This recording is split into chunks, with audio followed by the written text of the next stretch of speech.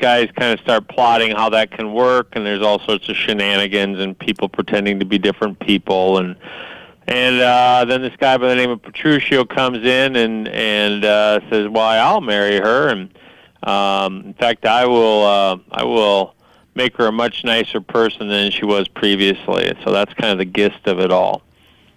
Keith, there's usually a story behind how a play like this gets chosen. Is there one here? Well, for me, I guess I've been doing this a pretty good long while, and so I've got a fair amount of plays that on the back burner, if you will. You're always kind of looking to have the right kids for the play so that they can match. And we were actually thinking about doing this one last year, and then COVID hit, and we ended up ditching it and so on and so forth. And I struggled again trying to figure out what to do, and so I thought, well, you know what? Why not let's do this one? And I feel like it's been a good choice. I think that the kids have embraced it and done extremely well by it.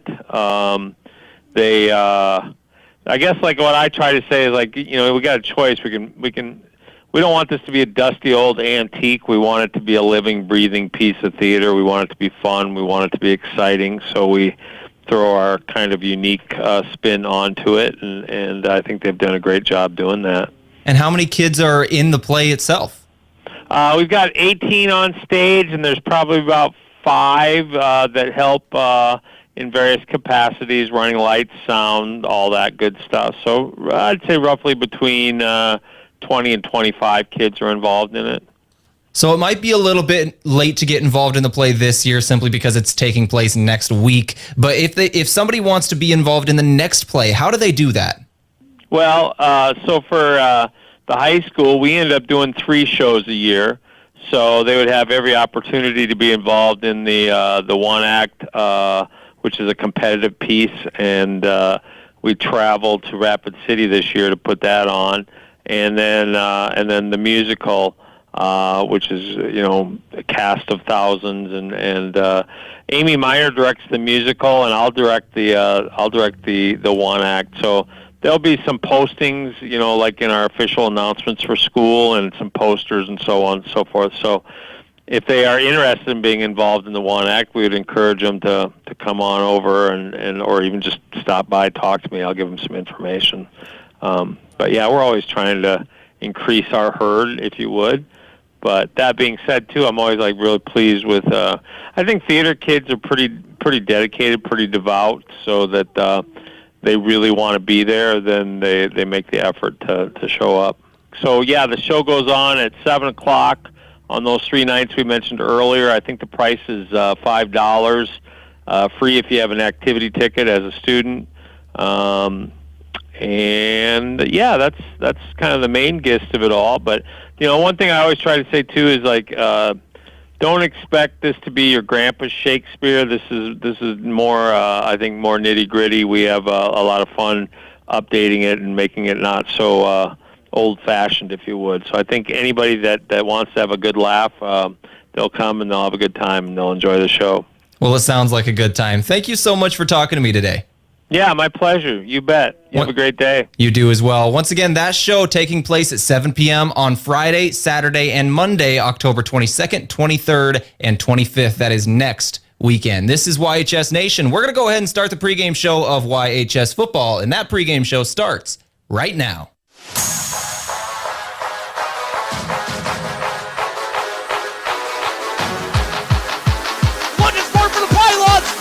Touchdown!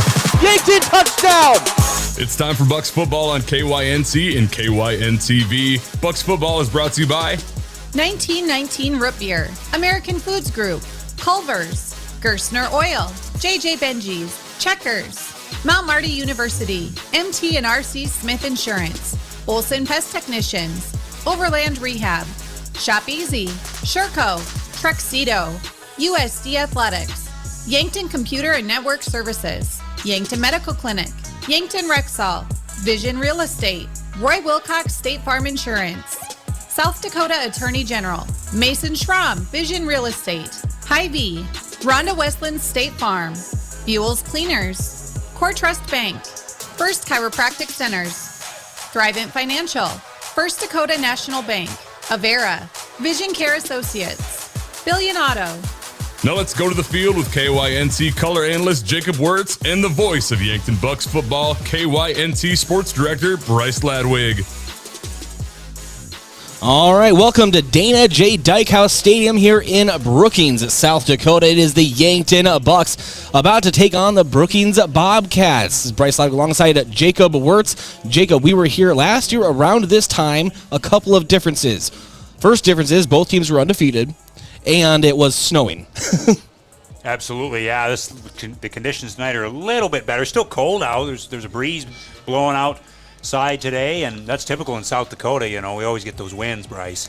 Yeah, Brookings 5-2 on the year. Yankton 4-3. Yankton coming off of just a thrashing of the Sturgis Scoopers last week, and you were on that call, so thank you for covering down for me, Jacob. I was held up with some pneumonia, so. Apparently, the doctor said I shouldn't do the game, so I didn't. But I do appreciate you, and tell Tanner covering down for me on that. And from what I saw and heard, Yankton just an overall great performance. Well, they did. They played well in all three phases of the game. They started out and were just able to take control early on in that one and build a lead and kind of rode Cody Oswald. We'll talk about him more tonight and just kind of what he does on the field. He's a versatile guy. Yeah, and looking for more big performances. Last year, 41-0 Brookings Bobcats down to the Yankton Bucks on this very field. It turned out to be the ESD championship game the way it played out. And Yankton, you have to know, or at least feel that they have a little bit of that feeling still in their gut, that bad feeling.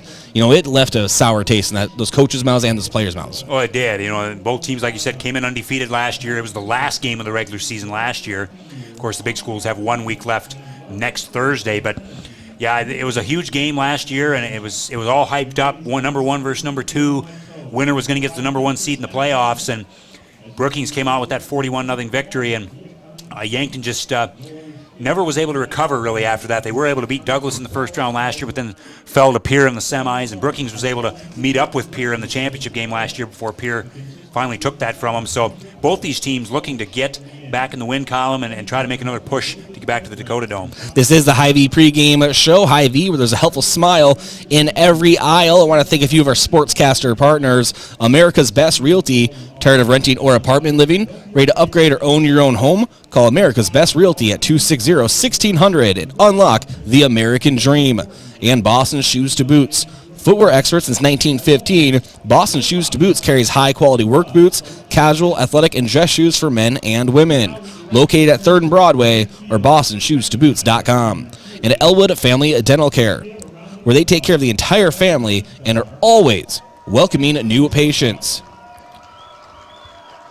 And J&H Cleaning, carpet, upholstery, area rugs, air ducts, dryer vents, power washing, and janitorial services for businesses. Dirty doesn't stand a chance. If it's dirty, J&H can clean it. Check out jhcleaningsd.com. And finally, Kaiser Heating and Cooling. When it comes to heating and cooling, be the wiser and go with Kaiser. That's Kaiser Heating and Cooling of Yankton. We're going to go ahead and take a break. When we come back, we'll have our vision of the game as well as our standings review here on the Hy-Vee pregame show. This is Yankton Bucks football from Brookings on KYNT, KYNTV. Your family is a part of the Hy-Vee family. That's why they're here in Yankton for anything you need. Looking for steakhouse quality beef, fresh produce, and organic options, or the best options for anything else that's on your list? Hy-Vee has the products you're looking for. Convenient aisles online shopping for pickup and delivery, and Hy-Vee deals with coupons and sales to make your shopping budget go further. Hy-Vee, where there's a helpful smile in every aisle. You've received a call or text message indicating there's a problem with your cell phone, your taxes, your Medicare benefits, or your utilities. And the only way to get it cleared up is to either put funds on a gift card or send cash. All of these are scams designed to obtain your hard-earned funds. Contact the Attorney General's Consumer Protection Division at 1-800-300-1986. Another red flag is the call or text comes in after work hours or on the weekend. Don't become a victim. Let Consumer Protection do some checking for you before you send any funds. Showtime! When you're ready to root on the home team, make sure the celebration includes 1919 root beer. 1919 is brewed in small batches with only the finest ingredients, real sugar and real vanilla. The unique recipe and these choice ingredients make 1919 the creamiest, full-bodied draft root beer available. In addition, 1919 is alcohol-free and contains no corn syrup, gluten, or caffeine and should be served cold or over ice cream. Available in 12 packs and single-serve cans at grocery, convenience stores, and restaurants. Try it today. Locally owned businesses help build strong communities, and that's true with Triple Time Rudy's. You get a locally owned business that offers fuel discounts for Yankton's largest employers, supports local schools and events, and carries quality South Dakota products like Dimmock cheese and Kaler Locker meats that customers love. Triple Time Rudy's is conveniently located at 17th and Broadway for your daily fill-ups and convenience needs. So pull in to Triple Time Rudy's today. At Culver's, we cook our butter burgers pretty much the same as you would at home. Only our 3-cut blend of fresh beef will do. Then you'll need to master our signature press and sear technique. You may want to practice a few thousand times. Add real Wisconsin cheese, top with a lightly buttered toasted bun, and serve yourself with a big warm smile. Better yet, come to Culver's and leave the whole cook-to-order butter burger thing to us. Welcome to Delicious. Culver's in Yankton, located at 3208 Broadway Avenue.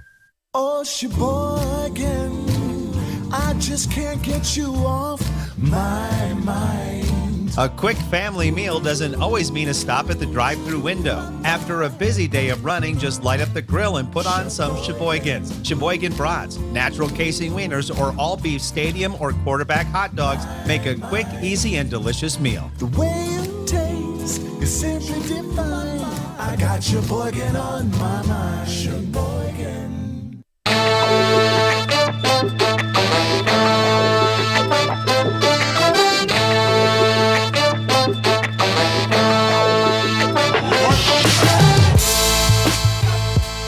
Welcome back to Dana J. Dykehouse Stadium. This is Bryce Ladwig alongside Jacob Wirtz. Yankton Bucks preparing to take on the Brookings Bobcats here from the home of the SDSU Jackrabbits. So every time I mention that, Jacob had to say go Yotes. I guess so, yeah. Try to counter it. Exactly. Vision of the Game brought to you by Vision Real Estate, where their focus is always on you. Jacob, what does Yankton need to do to win this game? Well, they need to continue their balanced offensive attack. It's been a almost 50-50 balance on first downs this year, and 51% passing and 49% rushing. So they need to continue that. Be a balanced offense.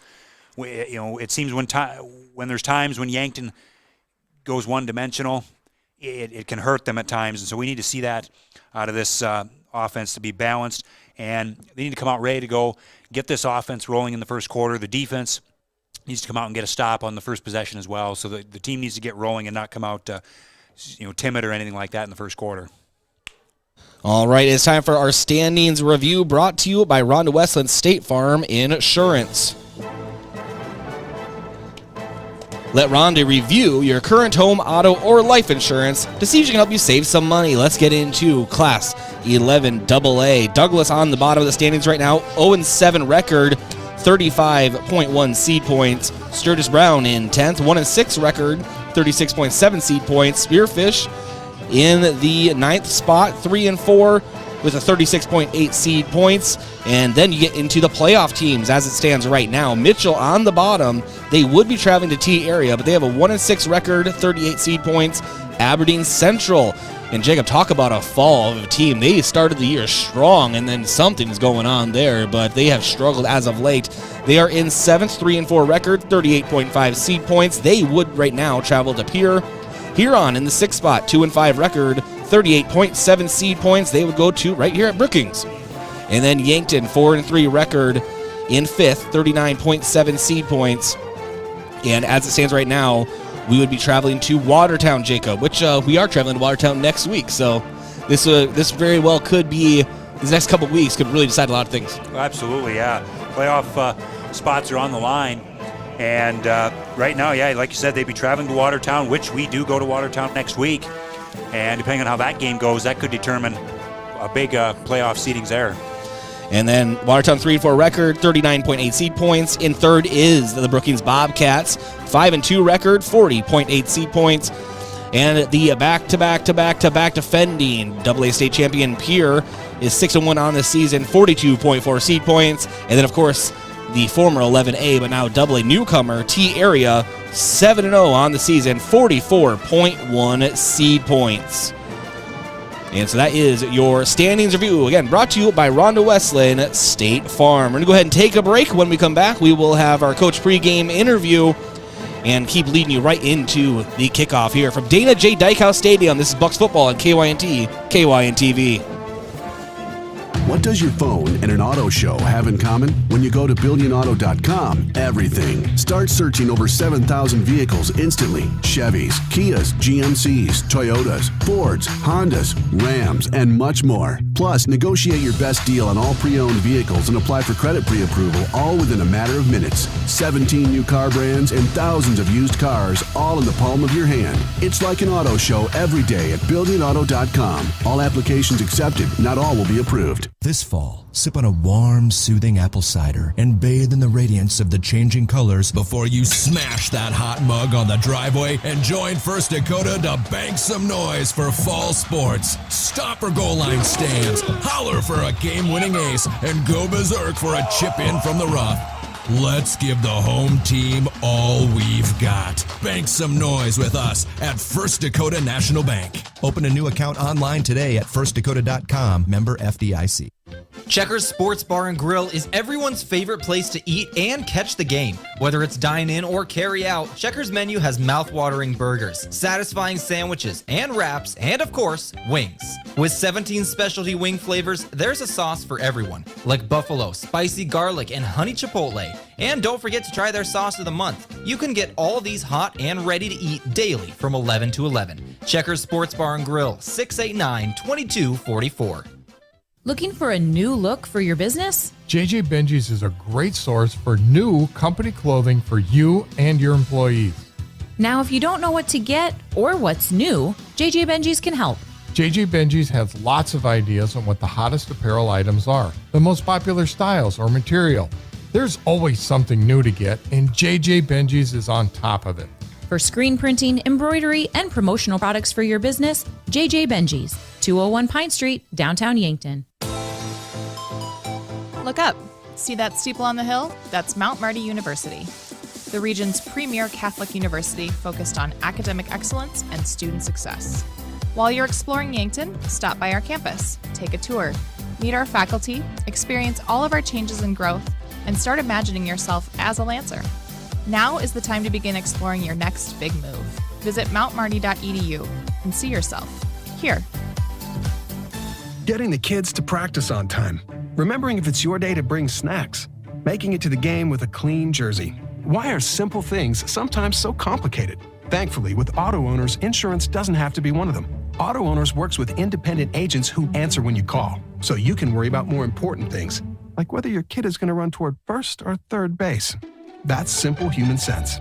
Don't gamble. Insure with MTRC Smith Insurance in Yankton, your independent agent for home, business, auto, life, and bonds. MTRCSmithInsurance.com. Fall sports are in full swing. Unfortunately, with them may come injury. The Yankton Medical Clinic provides patients with the latest technologies and procedures in orthopedic care. Orthopedic surgeons, Dr. Brent Adams and Dr. Jeremy Kudera, specialize in athletic injuries, including fractures and sprains, shoulder, ankle, and knee injuries, and more. They'll have your favorite athlete back in the game in no time, offering the highest level of care right here at home. Call the Yankton Medical Clinic today. So much care, so close to home. Olson Pest Technicians is a family-owned business since 1966. And with over 50 years of pest management, they understand your issues, and their well-trained team will help you solve your pest problems. Issues with cockroaches, ants, bedbugs, bats, termites, spiders, rats, mice, or other creepy crawling pests? Give your home a fresh start and use the proven method of fumigation to take care of your pest problem. Olson's Pest Technicians will thoroughly get rid of pests so you can rest easy again. Call Olson Pest today, 800-KILL-BUG. That's 1-800-KILBUGS.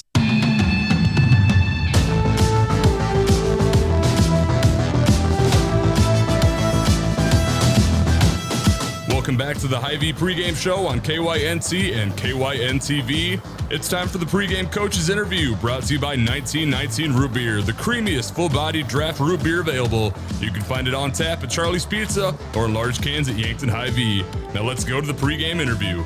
The following was taken from the Coach's Corner show on October 9th. I thought we were ready to play. We've been talking to our guys about, making sure we come out and we have a good start, fast start, and, you got to be physical from the get-go. And I thought, that was one of the boxes we need to check off before we move on to something else. And I thought kids did that. They were ready to play. Had a really good week of practice and came out and played fast. And I know the celebration is short, so what can you tell me about Brookings offense? Do they have any runners from out of state coming in this year? I don't know. That was me, everybody. I said that. It's okay, coaches. I said it.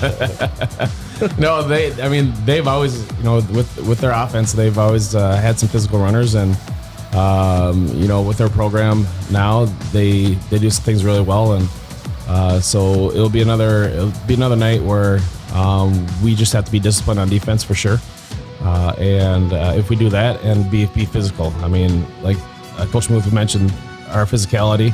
I think it started off a little bit. Usually we're pretty physical right away. I thought we kind of gradually got more and more physical as it went on, but we have to come up and be physical right away with Brookings, knock them off their game plan, and I think if we do that, I think we'll be okay. Yeah, I know last year was a disappointing game up there in Brookings, and I see Yankton coming out there and performing strong, and it seems like Bucks are really just clicking right now. We're definitely trending in the right direction. That being said, you can't ever get comfortable and be satisfied with where you're at, and so, it's a big point of emphasis again this week is we just have to keep getting better. We've got to keep getting more physical. As you get into November, the physical teams are the ones that have success, and so good test for us in Brookings, and it's back to work. That was a clip taken from the Coach's Corner show on October 9th. We're going to go ahead and take a break, come back, and continue here on the Hy-Vee pregame show. A physical therapy plan of care is completely individualized to you, the patient. I'm Dave Holland, physical therapist at Overland Rehab. If you have had a shoulder injury or surgery and have been prescribed physical therapy, we'll address your unique goals and recovery with a plan designed just for you. Contact Overland Rehab for convenient appointments in 8 locations in Northeast Nebraska and right here in Yankton, located on West 8th Street, otherwise known as the Lake Road. When it's time for school, it's time to stop at Cenex. You can fill up your car with high-quality gas and fill up your stomach with a quick breakfast. Maybe most important of all, you can fill up your mug with hot coffee. So all you students and teachers, skip the snooze button and head into Cenex on your way to school. Shop Easy, owned and operated by the Santee Sioux Nation, is open 24 hours for your convenience and wishes all area students and faculty a thriving, successful school year. With green carts getting bigger and better every year, don't you think it's time to outfit them accordingly? Sherco's 4500 Series HD electric tarp works seamlessly with existing Sherlock tarps. The heavy-duty extruded arms are the strongest on the market and come with a lifetime warranty. Operating is easy and convenient with one of our smart remote options that let you open and close your tarp with the push of a button. Call to order yours today at 1-800-474-8756. Make it Sherco. What do you want to do when you retire? Whatever your dreams, you have the power to help make them a reality. Meet with a thrivent financial professional and explore options that can help you prepare for retirement. Options you may not even be aware of. For more than 100 years, Thrivent Financial has been helping Christians be wise with money. Contact me, Gavin Zimmerman, at 605-260-4964, and I can help you retire with confidence. No two breasts are the same. They're different sizes, different density, and they change over time. Sometimes they develop breast cancer. If you notice changes in your breast, call your provider to schedule a mammogram. Starting at age 40, put getting a mammogram with the Vera Breast Center on your yearly to-do list. We'll create a screening plan that makes sense for you. Find a screening location near you at avera.org/breast.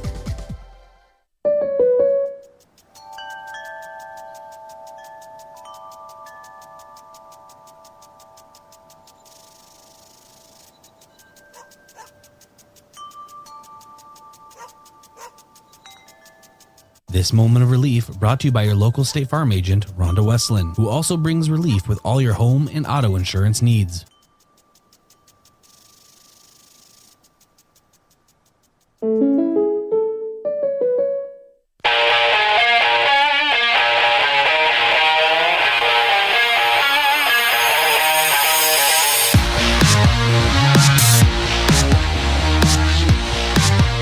All right, welcome back to the Hy-Vee pregame show. And Yankton Bucks and the Brookings Bobcats about to clash for an ESD matchup here at the beautiful Dana J. Dykehouse Stadium in Brookings, South Dakota. Thanks for those just joining us. Brookings 5-2 overall, third right now in Class AA, while the Yankton Bucks are in fifth in Class AA, are 4-3 overall. Last time these two teams met was around the same time last season, right back here at Dana J. Dykehouse Stadium. It turned out to be the ESD championship game, and Yankton was shut out 41-0. So you have to believe they're looking for a little bit of a different result here today. And special thanks to those watching at Bro Burger. And Bro Burger, say goodbye to boring burgers and a hello to Bro Burgers. Bro Burger Bar offers over 15 unique burgers for every taste bud and is KYNT's official Yankton High School Athletics Watch Party location. Catch all the KYNTV broadcasts on the big screens at Bro Burger Bar, open daily at 11 in the Meridian District. And then we have our colors of the game brought to you by Buell's Cleaners. Buell's offers dry cleaning, laundry, and business services like linens, rags, rugs, and uniforms. Buell's Cleaners, 444 3rd Street in Yankton. And then our starting lineups brought to you by First Chiropractic Center, Whole Health with Hands-On Healing. Jacob, let's do Yankton's offense. All right, starting tonight for Yankton's offense, it's going to be at quarterback, Rugby Riken. He is the 6-foot junior. Starting at running back tonight, it's going to be Gavin Swanson, the 5'10 junior. Starting at one of the tight end positions is Jaden Krall. He's a 6'5 senior. The other tight end spot, Max Robb, a 6'2 senior. Starting at one wide receiver, Cody Oswald, a 6'3 junior. Starting at another wide receiver, Tyler Solar, a 6-foot junior. Starting at the other wide receiver position, Cameron Zarbach, a 6'3 senior. Starting up front for the Yankton Bucks, it's going to be Jaden Leitner, a 5'10 senior. Carson Hawk, a 6'3 senior. Zachary McKee, a 5'11 senior. Kaysen Storr, a 6'4 junior. And Bodie Rutledge, a 6'2 senior. And then our officials of the game today are brought to you by the South Dakota Office of the Attorney General. We don't have a program, Jacob, so I'm sure they're going to do a great job. Yeah, absolutely. They usually do. So they are the law on the field. And our kickoffs brought to you by American Foods Group and Sheboygan. And that is all around the corner. We're going to take our final pregame break. When we come back, we'll lead you right into the opening kickoff here from Dana J. Dykehouse Stadium. This is Yankton Bucks football, KYNT, KYNTV. Do you whistle while you work? You will at Truxedo. Truxedo is currently looking for team members, full-time and part-time.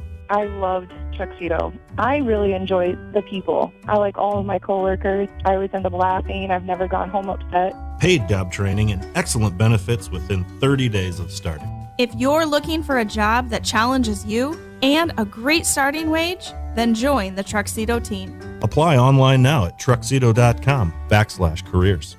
Play action, looks left, now down the middle of the field, throws down the middle, got Carter Bell open at the 20, inside the 15, cuts back at the 10, 5, touchdown, South Dakota! The KO football team returns to the Dakota Dome Saturday, October 23rd. Brought to you by Pepsi, the Coyotes host the Redbirds of Illinois State. Kickoff is set for 2 o'clock. Help bring the energy to the renovated Dakota Dome. Tickets are available now. Visit goyotes.com/tickets for more information. We are South Dakota. Well, throw that in the trash. What happened? I was watching the game on KYNTV and the TV went out. Don't trash it. Recycle it at Recycle IT. What's that? The electronics recycling company here in Yankton. They're open Monday, Tuesday, Wednesday from 9 to 6. Not in a landfill and not in a ditch. 605-653-9913. Recycle it, Yankton.com. If aches and pains taking you out of your game, who are you going to call?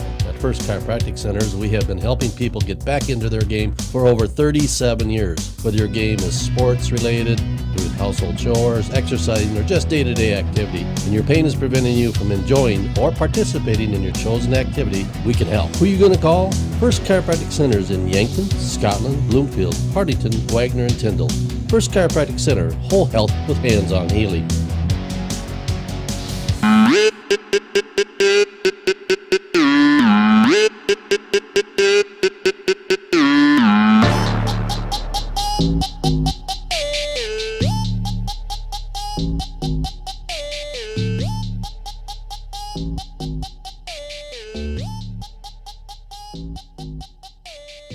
All right, welcome back to Dana J. Dykehouse Stadium. We are moments away from the opening kick here for this ESD clash. Your Yankton Bucks here taking on the Brookings Bobcats. And they just got done with the official introductions on the field. I am looking forward to quite the matchup, Jacob, between these two teams. And we mentioned earlier, the last time Yankton was on this field, it did not go their way. And I'm looking for a better performance overall, and I'm sure the coaches are as well.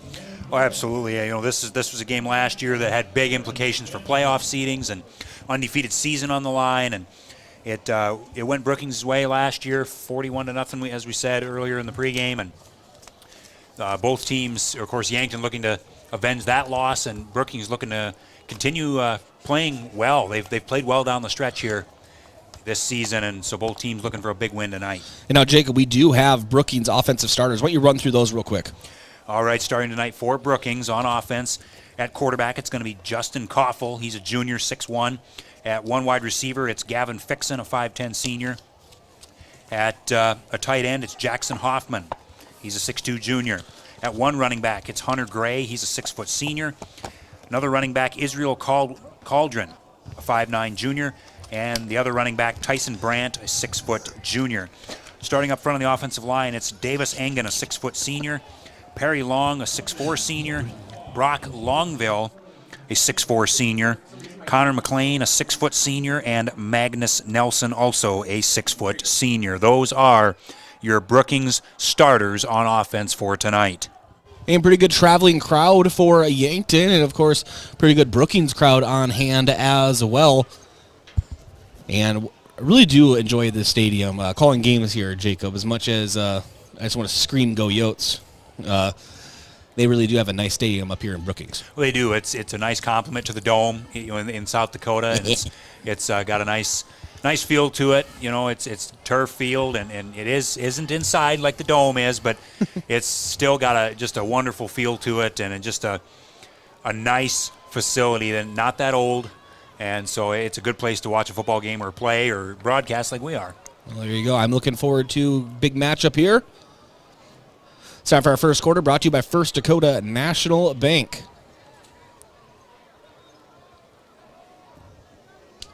And Brookings will kick to Yankton. On the kick for Brookings is Josh Devine, the 5'11 senior.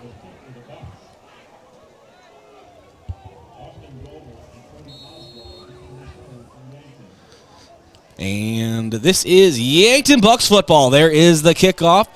And Cody Oswald back to return at his own 5-yard line. He turns to the middle of the field, tries to get to the outside left hash marks, and is brought down at about the 18-yard line, maybe the 19, but there is a flag in on the play. Right away, Jacob, we have a flag on the field.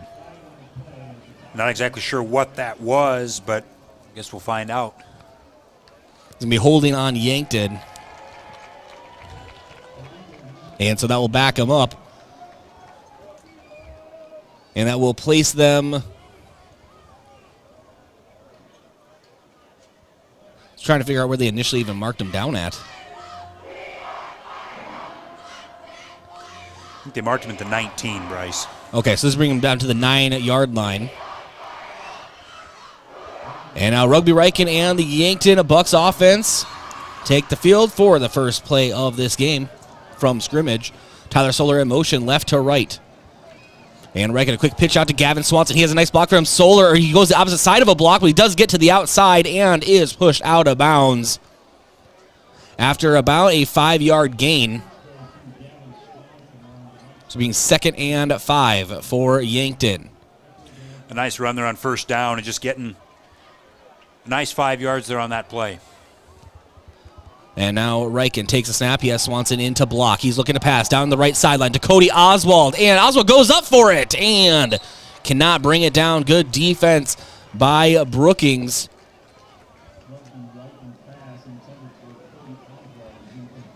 And this secondary is very good for Brookings. It's going to be really hard to beat them over the top. 3 receivers, 2 to the right, 1 to the left. Swanson in the back with Rugby Riken. 3rd and 4 for the Bucks. Ball on their own 15. Riken takes a snap. He has to scramble out to his right. He's almost in his own end zone. He needs to get rid of this. He does just in time, but Jacob, he was running right into his own end zone. And we were talking maybe a foot away from just walking out of bounds in the end zone for a safety. Absolutely, yeah, that was not a good play there. The Brookings brought pressure and a nice job of getting home by the Brookings defense. They had a defender come off the edge and chase Rugby Riken out to the far sideline. Yeah, he almost ran right into the pylon on that far sideline, but he threw it away before he stepped out of bounds, and it'll bring up 4th down. And now 4th down for the Bucks.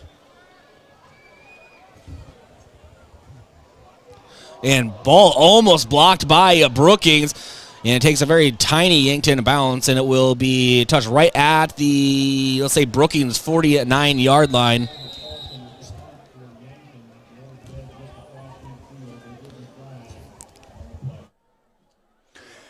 And there is a penalty flag on the play. All right. We're going to have running into the kicker on Brookings. I didn't see. Oh, there's the flag. Okay. One thing about being here, Jacob, broadcasting, is we're pretty far up. Yeah, we're far up more than normal. I mean, you know, this is a college stadium, and so it's about ×3 from our normal. Exactly. Yeah, depth, this is way up there, but kind of a nice view from up here in a way. So Yankton catches a break. And I say that because Trevor Paulson seems to be okay. It'll actually be 1st down for Yankton on their own 30-yard line. And now Riken sends Solar in motion right to left. Takes a snap. Hand off to Swanson. Swanson trying to follow his block on the outside right tackle, but will get no gain. Maybe even a loss of a yard for the Bucks. Yes, it is. A loss of 1. So it brings 2nd and officially 12. So loss of 2 on the play.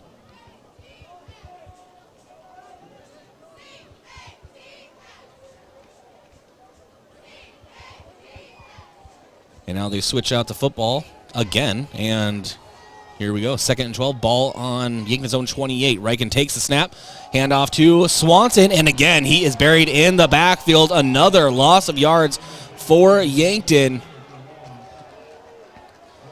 And that will bring up 3rd, and I think he just had no gain there, so 3rd and 12. 3 receivers, 2 to the left, 1 to the right. Swanson in the back with Riken. Chest high snap. Swanson will stay back into block, but we have a whistle blowing the play dead. It's going to be a false start on Yankton. And Jacob, what is it about playing here? Yankton just has had no luck when they visit this stadium. You know, it's a tough environment to play in, obviously, and being on the road, and it's a big stadium. It's a big feel. You know, we talk about Crane being a very nice stadium to play in as well, and that's got a nice feel to it also, but this is just a bigger atmosphere, I think. And now Riken in the shotgun, empty backfield. 2 receivers to the left, 1 to the right. Drops back and is sacked in the backfield at the 12-yard line. And a big loss of yards on the play. -12 on that sack. And now Trevor Paulson will be punting in his own end zone. Man, you know, Bryce, you get a play like that on the roughing the punter and get a 1st down, and then you go backwards 3 plays. You just can't do that. And nice snap, and Paulson again almost has it blocked. He had pressure in his face, but he gets a nice boot off at the 50-yard line. And that is where Brookings will take over offense. Well, not the opening drive, or excuse me, the opening 2 drives technically for Yankton that they wanted, Jacob. They had 1 play, I believe, for positive yards, and the rest were all for loss.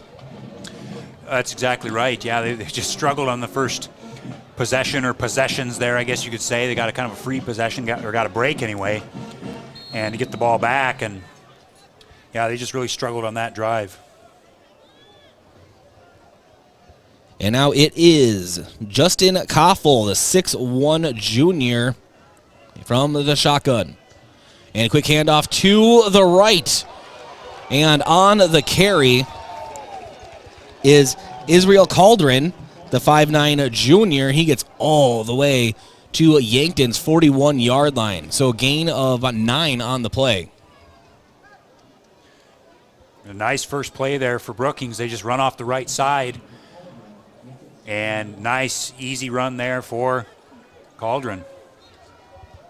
So 2nd and 1 for the Bobcats in Yankton territory. Koffel sends a man in motion. That's Hunter Gray. And a quick handoff to the right on the right hash marks. That'll be enough for a first down. It is Hunter Gray, the 6-foot senior, moving the chains for Brookings. Ball is placed at Yankton's 34-yard line. A good run there by Gray. Now we see a counter action there where they motion the running back one way and then they hand it to him and he goes the other way. And again, running off that right side. First 2 plays here for Brookings, and they found success so far. And now Koffel sends a man in motion in the back. Now a quick handoff right up the middle, going over a couple Yankton Bucks. Finally brought down is Israel Cauldron. And that is a gain of 5 on the play. Bring up 2nd and 5 for Brookings. A gain of 6, rather. So 2nd and 4. Ball placed right in between the hash marks. And this time they just go right behind the left guard. They run left side this time and get a good gain there. This Brookings offense right now is the official stop play, but this Brookings offense right now, first 3 plays, they've been able to just strike almost at will. And sending a man in motion is Koffel, but it's a sweep over to the left, and on the carry is Hunter Gray. He has room on the outside. He's all the way to the pylon, but they're going to say he stepped out at the 10-yard line. He had great upfield speed there, Jacob, but apparently just had a shoelace out of bounds. So Yankton kind of catches a break right there. He had nothing but turf in front of him. Boy, this Yankton team, or this Brookings team rather, they're coming out hot. They're just running the football right at Yankton, and Yankton's got to find a way to keep that play inside. They got to try to find a way to make sure that play doesn't go outside like that for a big gain. And now Koffel, ball placed on the 10-yard line. So 1st and goal for Brookings. Koffel sends Gray in motion again, and another sweep toss to the left, and Yankton actually able to stop him on the sideline for a loss of about a yard. Yankton did a good job of just sealing that edge. They'll bring up 2nd and 11 for Brookings. And that's exactly what I was talking about, Bryce. On that previous play, they let Gray get outside. They didn't contain the edge, and he picked up a big 18-yard gain. And on this play, they were able to get outside, force him back inside, and make the tackle for a loss of 1. 2nd and 11, ball on the 11. And now setting another man in motion is Koffel. And pitch option, he chooses to pitch it out to the right. And on the carry is Tyson Brandt. And Brandt again stopped behind the line. Brookings finally starting to get slowed down by Yankton on those edges, Jacob. We just mentioned twice in a row. They're doing an excellent job of finally starting to sniff out these man-in-motion plays. Brookings runs a lot of motion with their offense. We saw this last year. They ran this same offense where they run a lot of different things. It's out of the pistol set where the quarterback is like a shotgun formation, but there's one running back behind him, directly behind him, and then they run a lot of motions out of this with their different backs and receivers. 3rd and 14, ball on the 14. It is Koffel again, sending Gray in motion, but now everyone's set. 3 receivers to the left. Koffel looking to pass. His first of the game. It is off of the hands. And who is the intended target? I believe that's Tyson Brandt down there. As Jacob and I are both peering out for a number. Yep, that's Tyson Brandt. Come closer, right, Jacob? Exactly, yeah. He had him open. And identify yourself. There, I made Josh laugh. There you go. There you go. 4th and 14. The field goal unit is out. Be a 31-yard attempt and off of the left upright. No good. Peyton Theodosopoulos, the 5'8 senior, had the distance but pushed it a little left and off of the upright. So we still have no score. Yankton will take over on downs.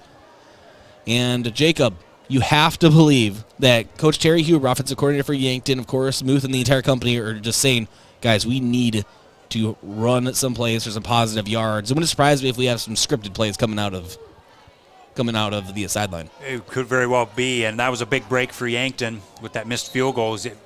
Brookings on their first few plays, they went right down the field. But that Yankton defense stiffened up in the red zone and didn't allow a touchdown or any points for that matter.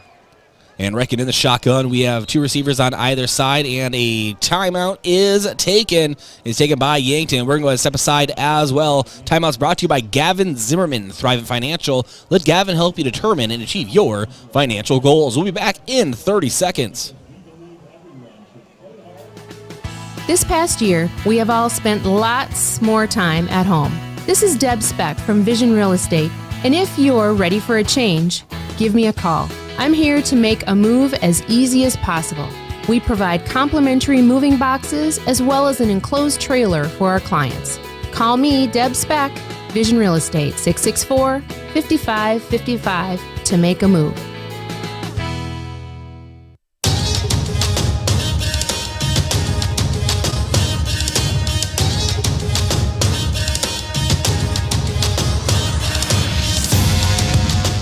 All right, Rugby Riken in the shotgun. He has 2 receivers on either side. 1st and 10, and a pass to Cody Oswald, and Cody drops it. A drop from Oswald at about the 25-yard line. That's a rare occurrence, and it's another thing to note, Jacob. This is actually the first quote-unquote chilly game of the year for the Bucks. Yeah, we've had pretty good weather for it. We even had some kind of warm weather early in the year, but this one's kind of cold. 2nd and 10, ball in the 20. Rugby Riken looking to pass down the right sideline for Tyler Solar, and he overshoots him by about 5 yards.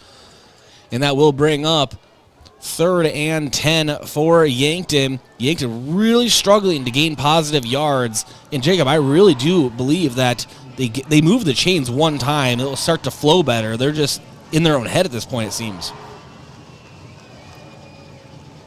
1 receiver on each side. Gavin Swanson in the backfield there to block.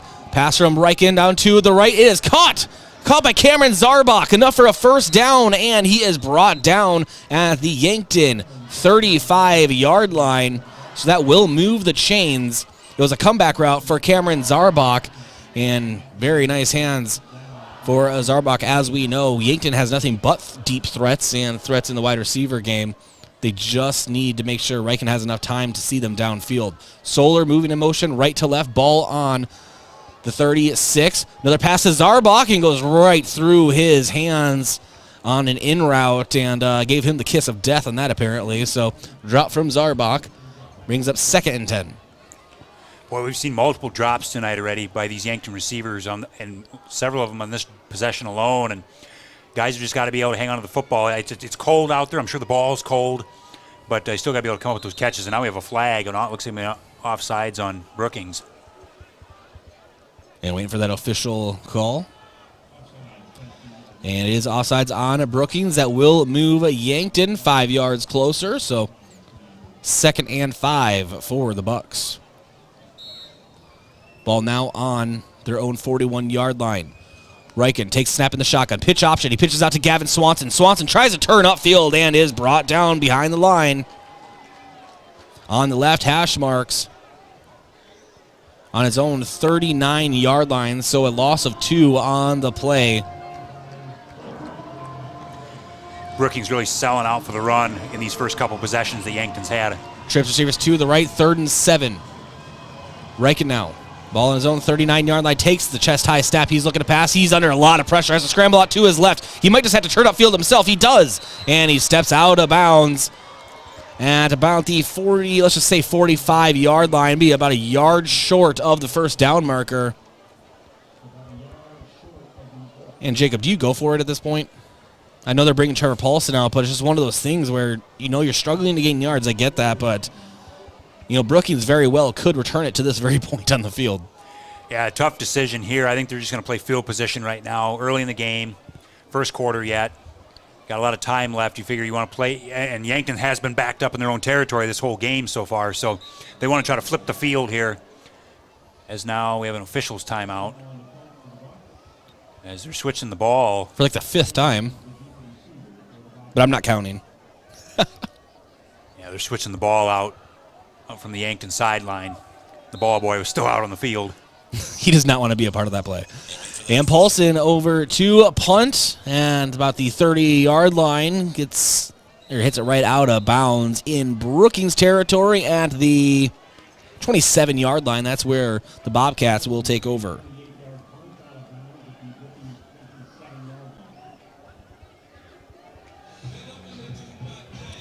That's not necessarily the worst thing there, punting the ball. As you just, like I said, you flip the field now. Yankton's been backed up inside their own 10-yard line or 15-yard line, and at times already tonight. And so flip the field, try to put some momentum on your defense here and give them some space to work with. And now Koffel and the Brookings offense out there on their own 27-yard line. 2 receivers to the left.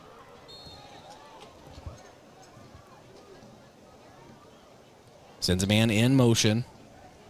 And quarterback keeper, he'll try to go right up the middle, but is met by a sea of Yankton Bucks. After a gain of about a yard, bring up 2nd and 9 on their own 29. And you're right, Jacob. I'm pretty sure 95% of the offensive plays ran for the Bobcats so far. They've had a man in motion. They really like to move guys around. They do. They love to get guys in motion and try to catch the defense napping on a play. 2nd and 8 for Brookings, rather. Ball on their own 29-yard line. And quick handoff to Hunter Gray. Goes to the outside, then cuts to the middle and is brought down at the 31-yard line. So gain of a couple on the play. Brings up 3rd and 6 for the Bobcats. And that time, again, another counter play, but this is a different type of counter. They fake the pitch and then come back with an inside handoff. And so, like I said before, they run a lot of different formations, but they run a lot of different things out of those formations. That we've seen 2 different counter plays tonight out of 2 different formations and 2 different styles of counters. And Gray in motion left to right, and looking for a pass down the middle is Koffel, and he finds Tyson Brandt on the reception. That will be enough to move the chains for Brookings. Ball on their own 41-yard line. And a gain of exactly 10 on the play.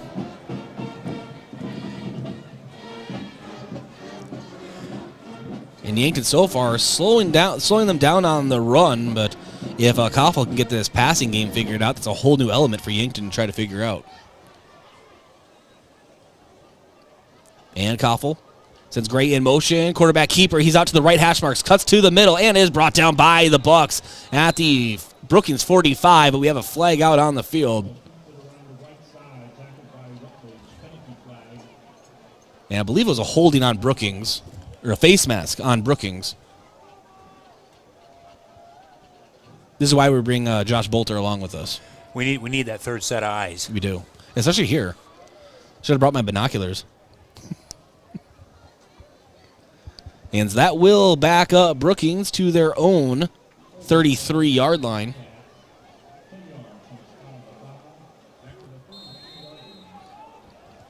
Bring up 1st and 18 for the Bobcats. Lone receiver out to the left. And Koffel looking to pass on a screenplay out toward the left side, and is brought in by Israel Cauldron, the 5'9" junior, but he is brought down after a very small gain, maybe a yard. And that will bring up 3rd and 17. Or 2nd 18, rather. I can't math today, Jacob. Well, no gain on that play, and Brookings, trying to extend this Yankton defense with the passing game. So far, they've had some plays that have worked and some that haven't. And Koffel again in the shotgun, takes a snap, Looking to pass down to the right side, and going up for it is Hunter Gray. But good defense for Yankton. For Tyler Solar, good defense. And that brings up 3rd and 18 for the Bobcats. Coverage was there by Yankton, and the pass was overthrown and a little too far or a little too high above the receiver's head, and brings up a 3rd down and long here. Yankton can try to get off the field.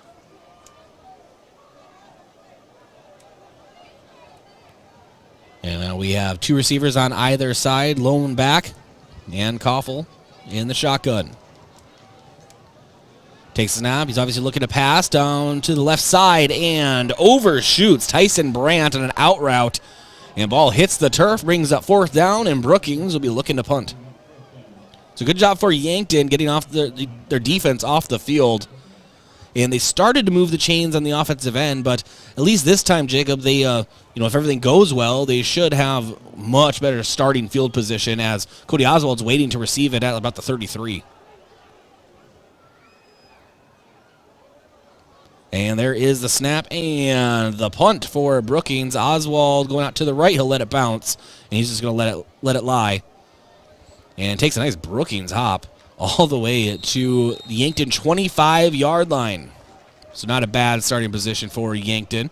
Could have been a lot better, but that was a really nice bounce for the Bobcats. And Rugby Riken and the Bucks offense come out to the field. Once again, Yankton has a chance to try to get a drive going here. They need to get some passes completed. There were several drops on the first few possessions, and the running game has been stuffed. This Brookings defense has really been selling out for the run, and we'll see what they can do here. And Riken takes the snap. He's rolling out to the right. He's trying to look downfield for someone. It says has to kind of throw it away. Jaden Krull technically a target, but I think that was just as much of a throwaway, Jacob, as it was a pass attempt. Here with 2:14 to go here in the first quarter. Still no score. Yankton with the ball, 2nd and 10 on their own 25-yard line.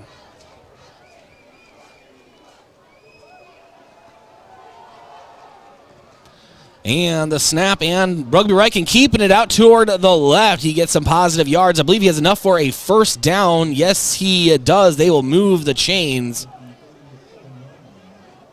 And ball on Yankton's own 37-yard line.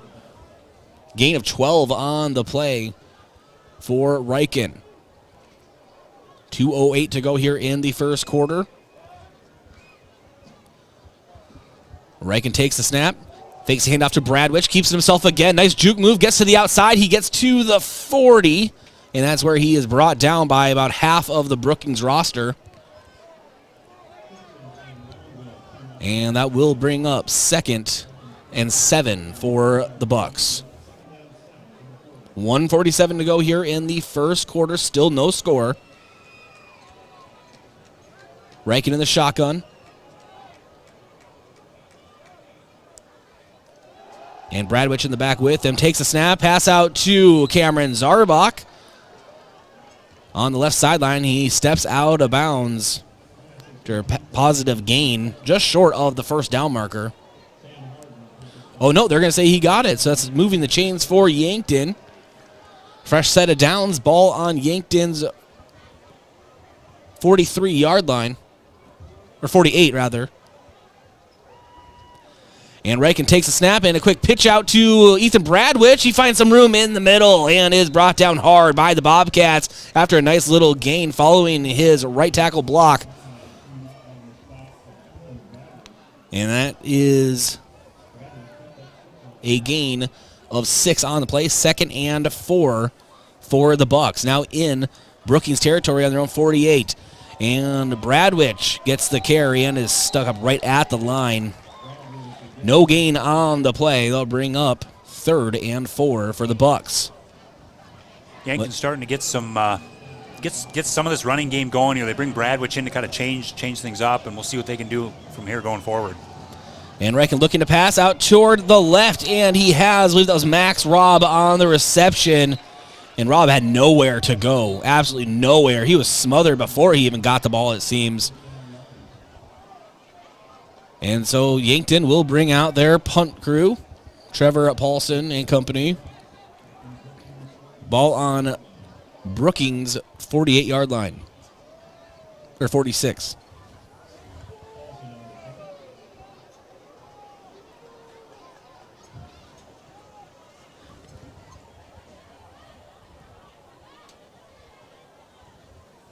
And back to receive for Brookings. Oh, low snap. Paulson able to recover. And he sends it out. And on the reception is Hunter Gray. Fair catch. And he gets it at the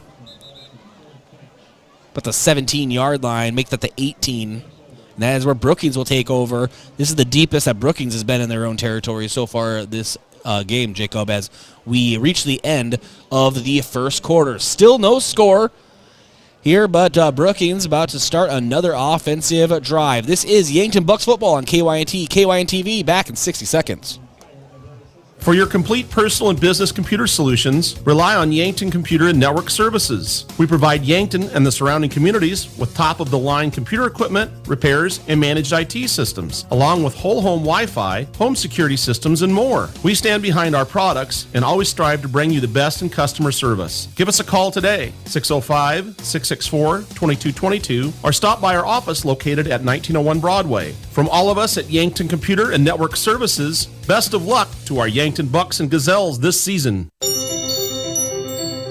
Kids seem to always be misplacing things. Socks, shoes, backpacks, books, you name it. So when it comes to important things like EpiPens for serious allergies or inhalers for breathing problems, make sure there's always some on hand when those items go missing or run out.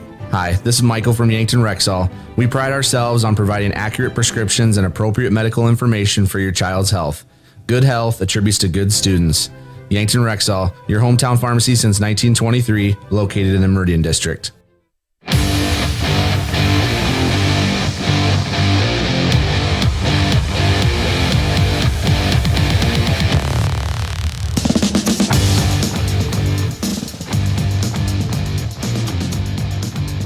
And welcome back to Dana J. Dykehouse Stadium, and Brookings has it and hands it off to the right, now to the 25-yard line.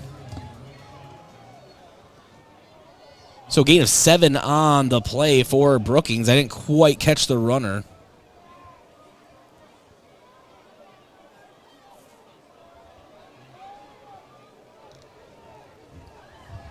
But either way, 2nd and 3 for the Brookings. 11:30 to go here in the second quarter.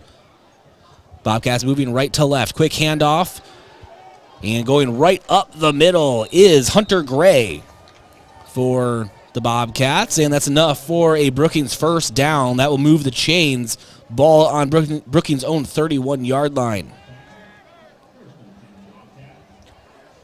Brookings looking to try to reestablish this running game, and Yankton was able to shut it down a few times during that first quarter, but we'll see if Yankton can continue that success of trying to stop this high-powered attack. And now man in motion, and it's Hunter Gray, but he'll be brought down behind the line by Yankton. And on that tackle, it was Adam Kurtenbach, the 5'10 senior. And Kurtenbach always does such an excellent job of just not only plugging gaps, Jacob, but, for a big defensive lineman, he can get into the backfield. Well, he does. He's got a quick first step, and he gets in there, and when he gets that first step, he can blow by just about anybody. And now Koffel sets up his offense again. 2 receivers to the left, 2nd and 10. And sends Brandt in motion. Brandt gets the handoff out to the right. Nice juke move, gets rid of one defender, but eventually bringing him down for Yankton was James Stewart. And so that's another Brookings first down. And we saw Tyson Brandt last year a little bit, Jacob, but mainly it was the Josh Bury show, Minnesota transplant to the Brookings team. But Brandt also ran over Yankton pretty hard last year. Man in motion. And another quick toss over to Hunter Gray. He gets positive yards and is brought down at the Brookings 47-yard line. So gain of about 6 on the play. Bring up 2nd and 4 for the Bobcats. 9:40 to go here in the first half. Still no score, but Brookings is moving downfield fast. It's kind of been the Hunter Gray show on this drive. We've seen him with several carries, and they're kind of looking to get him going. And the snap, Koffel. Pass out to the right, and another Brookings first down, and on that reception is Hunter Gray.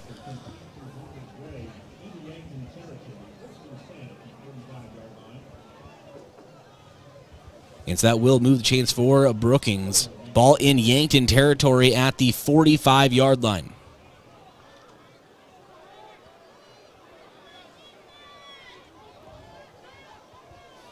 And now kind of a power formation. Koffel sends Brandt in motion. Brandt gets the handoff and lunges forward for a gain of about 2 or 3 yards. Make that 3. 2nd and 7 now for Brookings.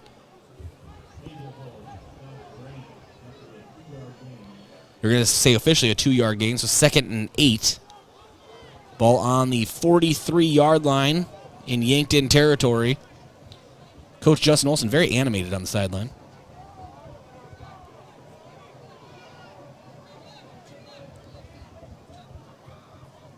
And Koffel. A quick hand up the middle, and on the carry was not Brandt. And Caldron with the carry. So 3rd and 3 now for the Brookings Bobcats in Yankton territory. Ball on Yankton's 38-yard line. 7:55 to go here in the first half. Still no score at Dana J. Dykhouse Stadium. This is Bucks football on KYNT, KYNTV. Thank you for joining us, whether it's on your smart TV, YouTube, online, 102.1 FM. Always appreciate you being with us.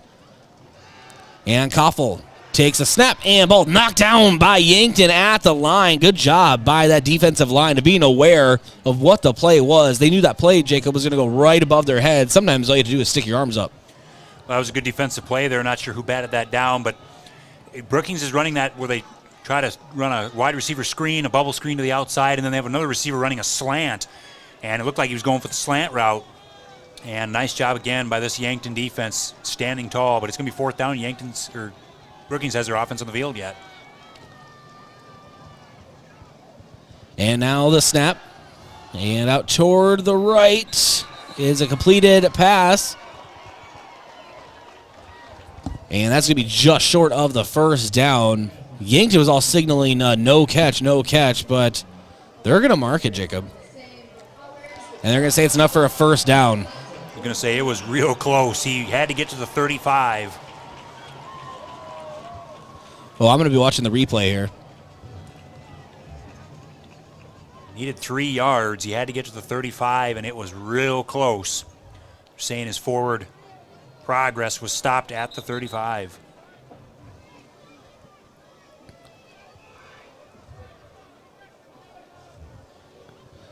All right, well, ball on Yankton's 35-yard line. 7:20 to go here. 7:18 to go here in the first half. Still no score. It is 1st and 10. Handoff up the middle to Brandt. Brandt is brought down after about a gain of a yard. We have a flag coming in from behind Yankton.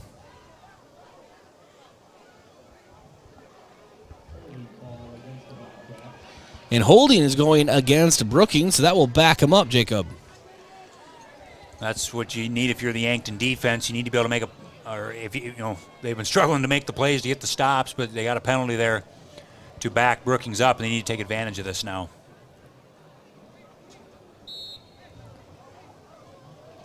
And now Brookings takes back over on the Yankton 45. It is 1st and 20 for the Bobcats. Just under 7 minutes to go in the first half. Still no score.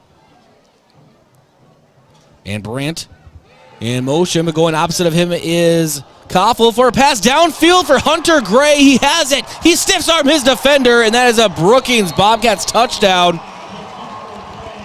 And unable to bring him down is Cooper Grotenhouse, the 5'10 junior.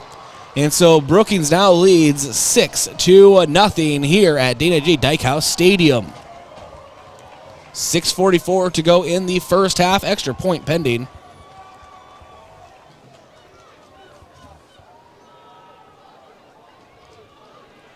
That was a big pass play there. Gray, how about Gray with the finishing effort, running through the tackle to get to the end zone? Now for the extra point. Good snap, good hold, and almost blocked by Yankton, but able to put it through is Peyton Theodosopoulos, 5'8", senior. And so 7-0. Brookings leads the Bucks. Here with 6:44 to go in the first half. Yankton to receive as we come back in 1 minute. Your family is a part of the Hy-Vee family. That's why they're here in Yankton for anything you need. Looking for steakhouse quality beef, fresh produce, and organic options, or the best options for anything else that's on your list? Hy-Vee has the products you're looking for. Convenient aisles online shopping for pickup and delivery, and Hy-Vee deals with coupons and sales to make your shopping budget go further. Where there's a helpful smile in every eye. Vision Care Associates provides excellent diagnostic care. Using the most advanced technology in the industry, the doctors offer their patients the highest standard of care, allowing them to diagnose and manage many eye diseases. Choose Dr. Anderson, Dr. Fieser, and Dr. Slowey for expert personalized eye care. You'll be glad you did. Vision Care Associates, where the health of your eyes comes first.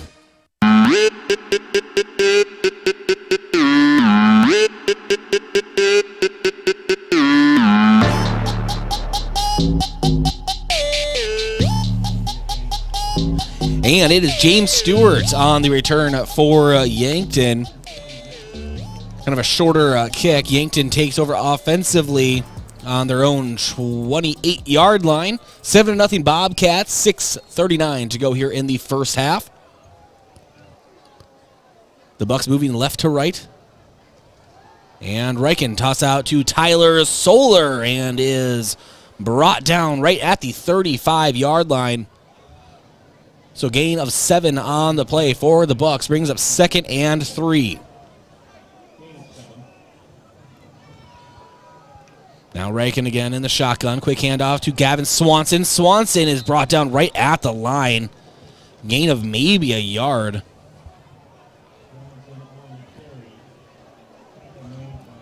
So gain of a yard. 3rd and 2 now for Yankton. Exactly 6 minutes to go in the first half. Ball on Yankton's own 36-yard line. And Reichen takes a snap. He's looking to pass, but now he has to run it himself up the field. That's enough for a first down. He's all the way to the 50. He's in Brookings territory at the 40, 35-30. It is brought down right in the Brookings 25-yard line, and we're going to have a late hit going on Brookings. And I don't know what. I believe on the tackle is Josh Devine. And that was about 5 feet after Rugby Reichen had stepped out of bounds. And I don't think Rugby cares, Jacob. I think he'll take that free yardage. Well, yeah. I mean, if you're Yankton, you'll take any yardage that you can. And a 39-yard run for Rugby Reichen. That's just, you can't have that if you're Brookings. I mean, Rugby Reichen had given himself up, had basically just walked out of bounds. And then tossed down. And then got tossed down by the defender. And it wasn't even a late hit, right? It was a late tackle, like a full-on tackle. Yeah, he just kind of grabbed him and threw him down. And boy, you just can't have that if you're the Brookings defense. That is just you already gave up the big play, and now you give up more yardage. And ball on Brookings' 13-yard line. Rugby Reichen takes a snap, hands it to Gavin Swanson, trying to get out to the left hash marks, is brought down right at the line of scrimmage. I'm going to go ahead and say no gain on the play. Or if it was inches. Brings up 2nd and 10 for Yankton. In the Brookings red zone. First time this game. One receiver on each side. Swanson back to block for Rugby. Rugby tossed toward the end zone to the corner to Tyler Solar. Overshot him by a couple of yards. And that will bring up 3rd. And they did give Swanson a yard on the last carry. So 3rd and 9. For Yankton. 5:15 to go here in the first half. 7-0 lead for Brookings, but Yankton knocking on the door.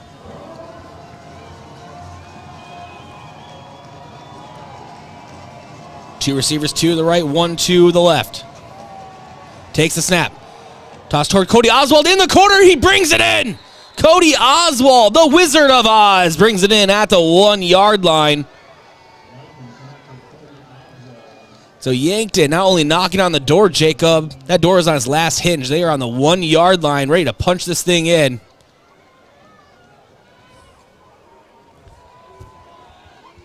And James Stewart in for the Wildcat formation and the Yankton Bucks touchdown. You can put 6 on the board. Yankton now within 1 of the Bobcats, pending the extra point.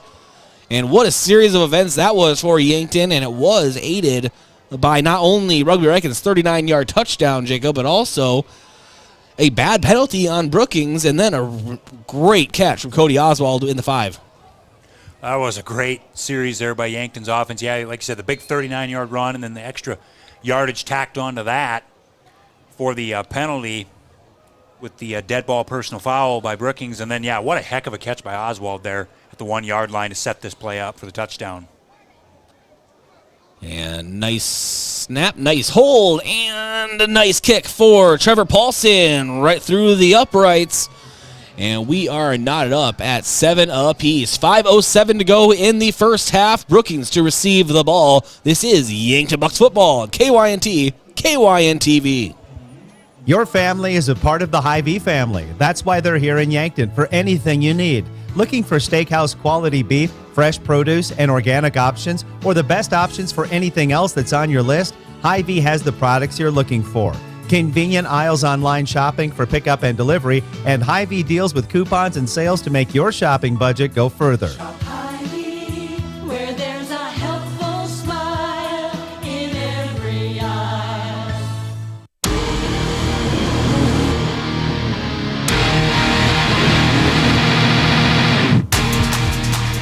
Jacob, I was looking at the replay of Cody Oswald's catch, and very impressive. That was a nice catch there by Oswald at the 1 yard line, right in the corner. And I mean, wow, what a play to set up that touchdown by Stewart. And we've seen Stewart do that many times through the year, just running that Wildcat formation, just going straight ahead. And what an impressive drive there by Yankton to just answer back after Brookings struck first, and looked like Brookings had a lot of momentum, and Yankton just was able to calmly drive down the field. Of course, a big run by Rugby Riken to set that up as well, and then the penalty that tacked onto that run by Brookings. And so just a nice possession there for the Yankton Bucks. Yeah, 5:07 to go here in the first half. Trevor Paulson to kick for Yankton.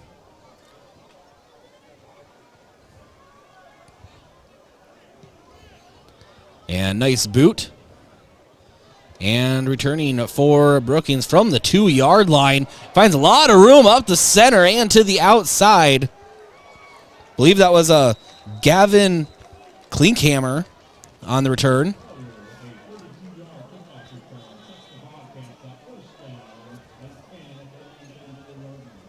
And this is classic Jacob. Identify yourself. Start screaming that out the windows. But ball is placed at the Brookings 34 yard line. Good starting position for the Bobcats.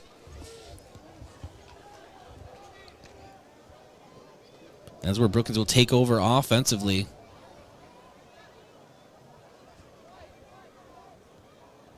.457 to go in the first half. 1st and 10 for Brookings, and we have an offsides going on Yankton. Looked like Adam Kurtenbach might have moved. And, of course, we're going to obviously say, Jacob, that I'm pretty sure Brookings is the one that moved. I do think that Brookings did move first, but it's always the second one that gets caught.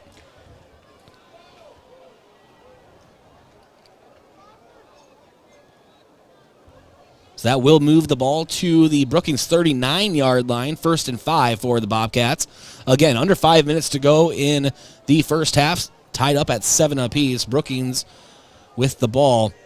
And handoff to Hunter Gray on the outside, and Gray is brought down after a gain of a couple yards by a host of Yankton Bucks. Maybe a gain of 3 on the play.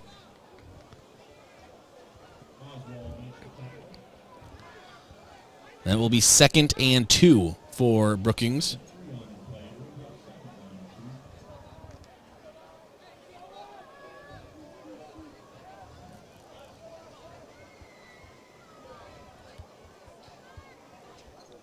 And now Koffel sends Brandt in motion and reverse handoff to, I believe that was Hunter Gray. And we have a flag coming in very late. Jacob, what did you see? Looks like they're going to get Adam Kurtenbach for a late hit or dead ball personal foul. He threw one of the Brookings linemen to the ground after the play. Yep, and Kurtenbach getting talked to by the coaching staff. And that will help out Brookings and move them into Yankton territory.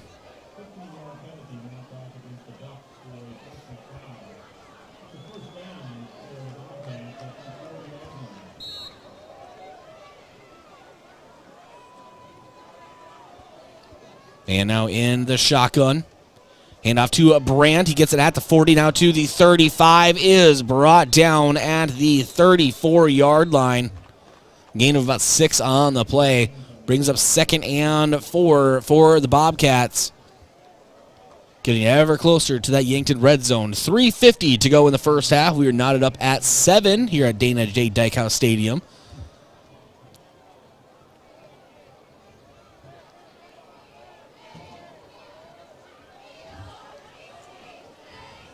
And now Koffel.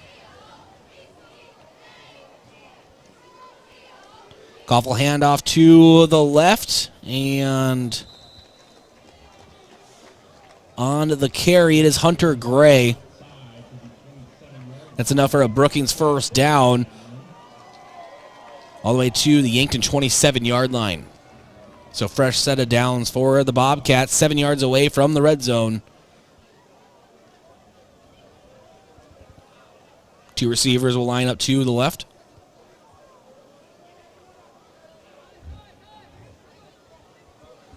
And Gray goes in motion, gets the handoff, goes right up the middle. Nice gain for Gray, but it is eventually slowed down at the 21-yard line in Yankton territory. So Grotenheis with the tackle.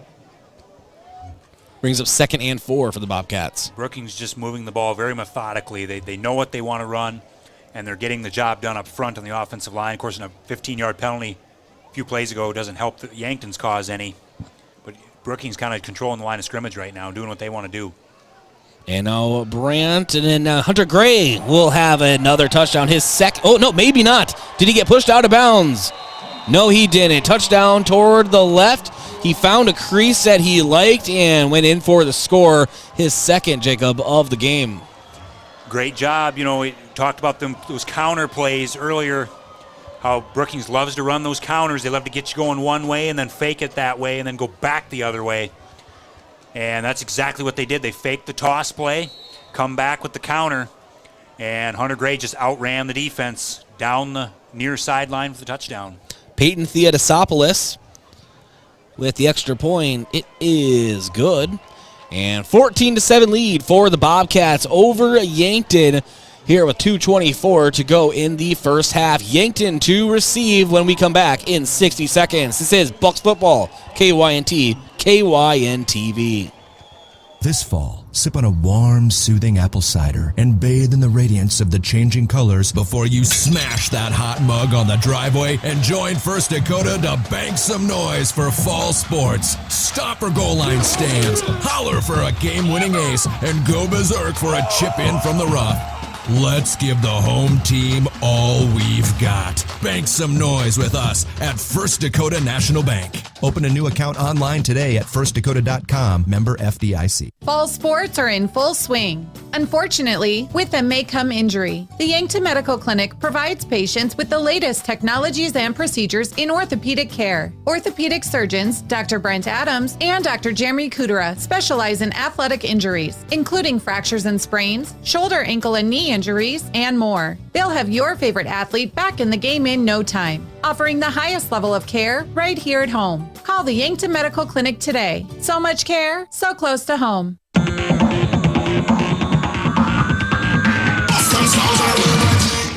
And Goebel with the return. Doesn't have a lot of room to go anywhere. Is brought down right at the 25, maybe 6-yard line for Yankton. So 2:20 to go here in the first half. Yankton trying to answer the last touchdown from Hunter Gray.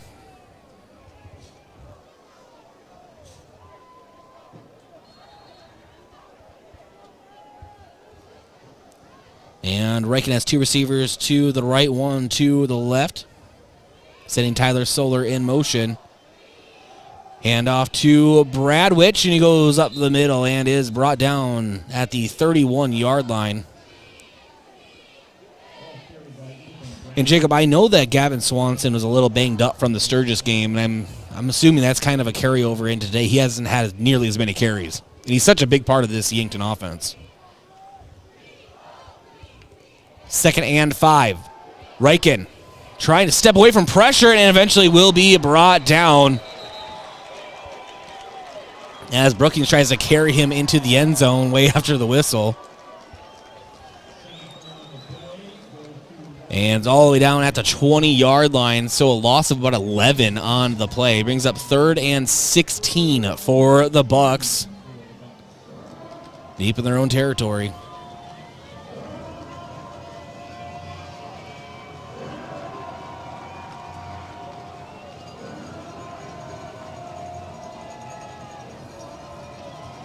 And Riken, the snap. Under pressure. Nice block from Bradwich. Nice chip block. But again, Riken is brought down behind the line. And I'll tell you what, Jacob, Brookings finishes their tackles even if it's after the whistle. They're doing a nice job right now getting in the backfield and making getting pressure on Riken. And the last 2 plays now, they've been able to get a lot of pressure on him. And he just has nowhere to go. And this pocket's breaking down fast. Ball now on Yankton's 17-yard line and 4th and 19 for Yankton. And I believe we have a timeout on the field. Okay, Brookings calls the timeout. We're going to go ahead and step aside as well. Timeout's brought to you by Gavin Zimmerman, Thrive Financial. Let Gavin help you determine and achieve your financial goals. Back in 30 seconds. No two breasts are the same. They're different sizes, different density, and they change over time. Sometimes they develop breast cancer. If you notice changes in your breast, call your provider to schedule a mammogram. Starting at age 40, put getting a mammogram with the Vera Breast Center on your yearly to-do list. We'll create a screening plan that makes sense for you. Find a screening location near you at avera.org/breast.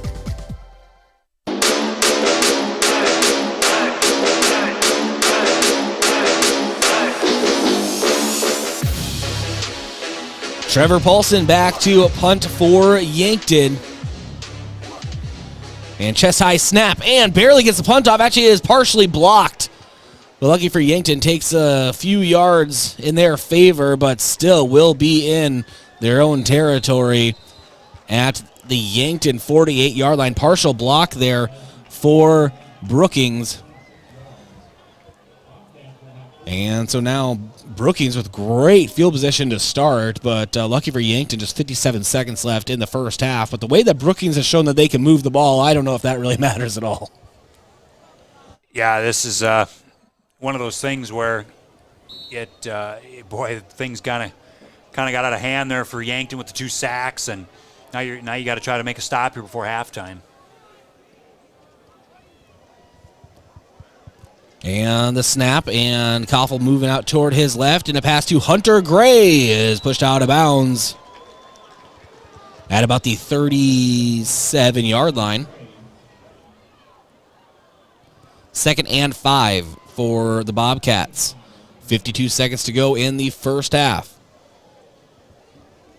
And Peyton Theodosopoulos seems to have a very decent leg. We're watching him in warm-ups, and he was hitting them from a pretty good distance, Jacob, and it's not really a windy night at all, so maybe just get them into field goal range. Koffel, the snap, looking to pass down the middle of the field, and it is broken up by Yankton. But there is going to be a pass interference, and it is going to be called on Jaden Supergessi, something that does not happen to Supergessi very often. He is one of the best shutdown corners in the state. And they're going to get him on that one.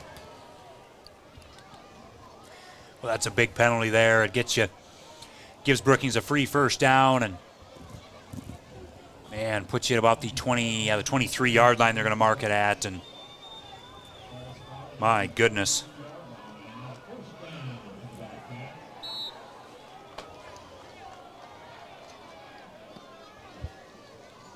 And so now Koffel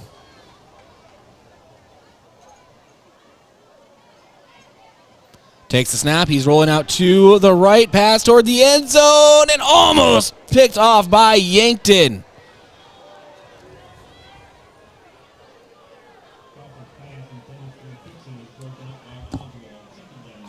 Looked like Cody Oswald breaking that one up.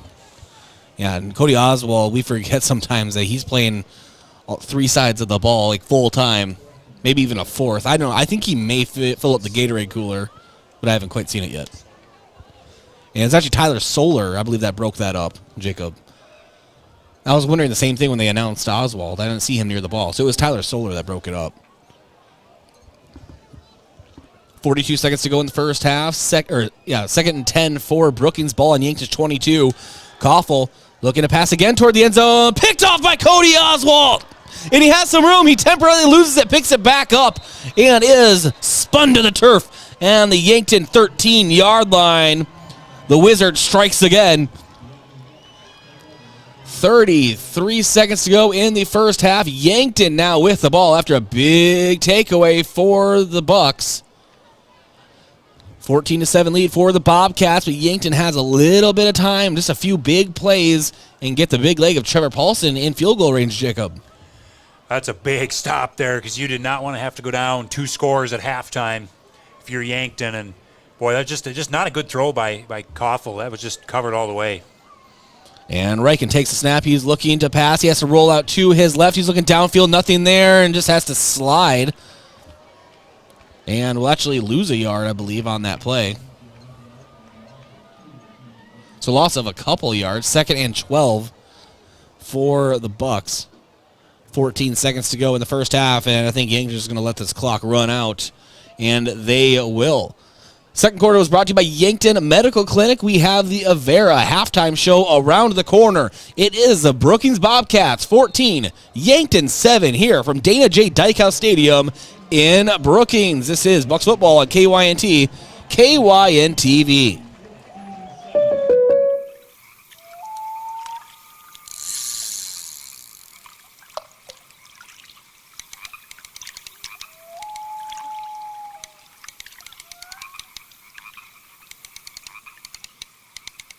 This moment of relief brought to you by your local State Farm agent, Rhonda Westland, who also brings relief with all your auto insurance needs.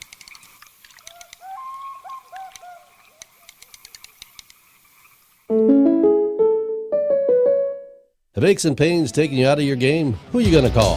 At First Chiropractic Centers, we have been helping people get back into their game for over 37 years. Whether your game is sports related, doing household chores, exercising, or just day-to-day activity, and your pain is preventing you from enjoying or participating in your chosen activity, we can help. Who are you going to call? First Chiropractic Centers in Yankton, Scotland, Bloomfield, Hartington, Wagner, and Tyndall. First Chiropractic Center, whole health with hands-on healing.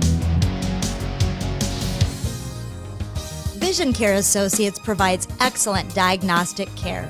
Using the most advanced technology in the industry, the doctors offer their patients the highest standard of care, allowing them to diagnose and manage many eye diseases. Choose Dr. Anderson, Dr. Fieser, and Dr. Slowey for expert personalized eye care. You'll be glad you did. Vision Care Associates, where the health of your eyes comes first.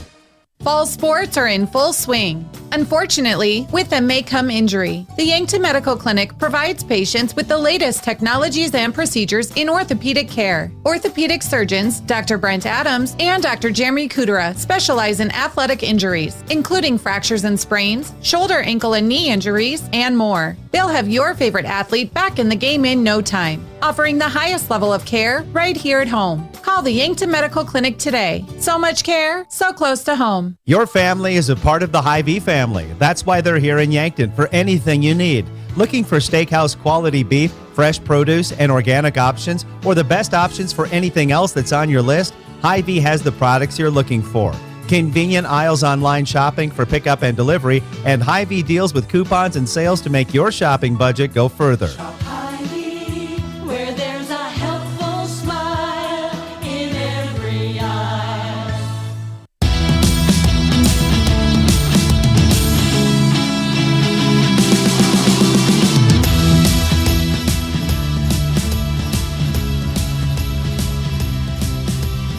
All right, welcome to the Avera Halftime Show. It is a Brookings Bobcats 14, Yankton Bucks 7 at the half. And Jacob, it started off almost like a sequel to last year's very unfortunate game here at Dana J. Dykehouse Stadium. But Yankton eventually did get on the board and had some good drives. And this is actually, it feels in a way like Brookings has almost run away with this, but it's only 14-7, and Yankton's still hanging in there. Brookings, they seem like they've had opportunities to stretch this game wide open right before the half there. Brookings is driving, short field, and then Cody Oswald with a nice interception to end that drive right before the half. And so, yeah, it does feel like the score maybe should be a little more in Brookings' favor, so to speak. But Yankton has held their ground, especially defensively. They've been able to make stops, including, like I said, that interception right before half. And the offense needs to maybe pick up the pace a little more. The running game has not worked for the most part in this first half. They need to fix that up in the second half as well. All right, I want to thank a few of our sportscaster partners. Explorers Credit Union, wherever you want your financial journey to take you, Explorers Credit Union is here to help with the vision of financial empowerment for everyone. Discover the difference at explorerscu.com. And Aztec. Coldbrook Pioneer has changed names to Aztec, and change can be a good thing. Aztec is offering a healthy sign-on bonus, wage and benefits, plus walk-in interviews. Build your career with a group that's built to connect from rock to road. Click careers at aztecindustries.com. And Midwest Insurance Agency, a local independent insurance agency offering insurance from a local South Dakota company, DeSmet Farm Mutual. Midwest Insurance Agency is located just east of the Yankton Bowl. And One Office Solution, the one source for all your office products, including copiers, furniture, and office supplies. One Office Solution is located next to Pizza Ranch on Broadway in Yankton. And this is the Avera Halftime Show. We're going to go ahead and step aside, and when we come back, we will have our stat recap as well as our out-of-town scoreboard. This is Yankton Bucks football on KYNT, KYNTV. Your family is a part of the Hy-Vee family. That's why they're here in Yankton for anything you need. Looking for steakhouse quality beef, fresh produce, and organic options, or the best options for anything else that's on your list? Hy-Vee has the products you're looking for. Convenient aisles online shopping for pickup and delivery, and Hy-Vee deals with coupons and sales to make your shopping budget go further. Where there's a helpful smile in every eye. You've received a call or text message indicating there's a problem with your cell phone, your taxes, your Medicare benefits, or your utilities. And the only way to get it cleared up is to either put funds on a gift card or send cash. All of these are scams designed to obtain your hard-earned funds. Contact the Attorney General's Consumer Protection Division at 1-800-300-1986. Another red flag is the call or text comes in after work hours or on the weekend. Don't become a victim. Let Consumer Protection do some checking for you before you send any funds. When you're ready to root on the home team, make sure the celebration includes 1919 root beer. 1919 is brewed in small batches with only the finest ingredients, real sugar and real vanilla. The unique recipe and these choice ingredients make 1919 the creamiest, full-bodied draft root beer available. In addition, 1919 is alcohol-free and contains no corn syrup, gluten, or caffeine, and should be served cold or over ice cream. Available in 12 packs and single-serve cans at grocery, convenience stores, and restaurants. Try it today. Locally owned businesses help build strong communities, and that's true with Triple Time Rudy's. You get a locally owned business that offers fuel discounts for Yankton's largest employers, supports local schools and events, and carries quality South Dakota products like Dimmick cheese and Kaler Locker meats that customers love. Triple Time Rudy's is conveniently located at 17th and Broadway for your daily fill-ups and convenience needs. So pull in to Triple Time Rudy's today. At Culver's, we cook our butter burgers pretty much the same as you would at home. Only our 3-cut blend of fresh beef will do. Then you'll need to master our signature press and sear technique. You may want to practice a few thousand times. Add real Wisconsin cheese, top with a lightly buttered toasted bun, and serve yourself with a big warm smile. Better yet, come to Culver's and leave the whole cook-to-order Butterburger thing to us. Welcome to Delicious. Culver's in Yankton, located at 3208 Broadway Avenue. Oh, Sheboygan, I just can't get you off my mind. A quick family meal doesn't always mean a stop at the drive-thru window. After a busy day of running, just light up the grill and put on some Sheboygans. Sheboygan brats, natural casing wieners, or all-beef stadium or quarterback hot dogs make a quick, easy, and delicious meal. The way it tastes is simply divine. I got Sheboygan on my mind. Sheboygan. What does your phone and an auto show have in common? When you go to BillionAuto.com, everything. Start searching over 7,000 vehicles instantly. Chevys, Kias, GMCs, Toyotas, Fords, Hondas, Rams, and much more. Plus, negotiate your best deal on all pre-owned vehicles and apply for credit pre-approval all within a matter of minutes. 17 new car brands and thousands of used cars all in the palm of your hand. It's like an auto show every day at BillionAuto.com. All applications accepted. Not all will be approved. This fall, sip on a warm, soothing apple cider and bathe in the radiance of the changing colors before you smash that hot mug on the driveway and join First Dakota to bank some noise for fall sports. Stop for goal line stands, holler for a game-winning ace, and go berserk for a chip-in from the rough. Let's give the home team all we've got. Bank some noise with us at First Dakota National Bank. Open a new account online today at firstdakota.com, member FDIC.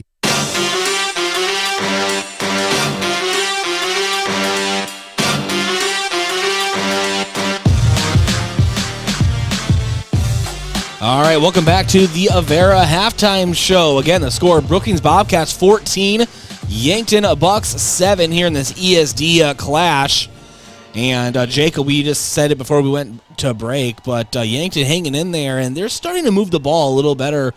But man, Brookings, with these guys in motion, Yankton just keeps on biting. Well, they do, and you know, this Brookings offense is hard to figure out. It's a difficult offense to try to stop. Multiple backs in the backfield. It's like a double wing offense where you have two wing backs and a fullback.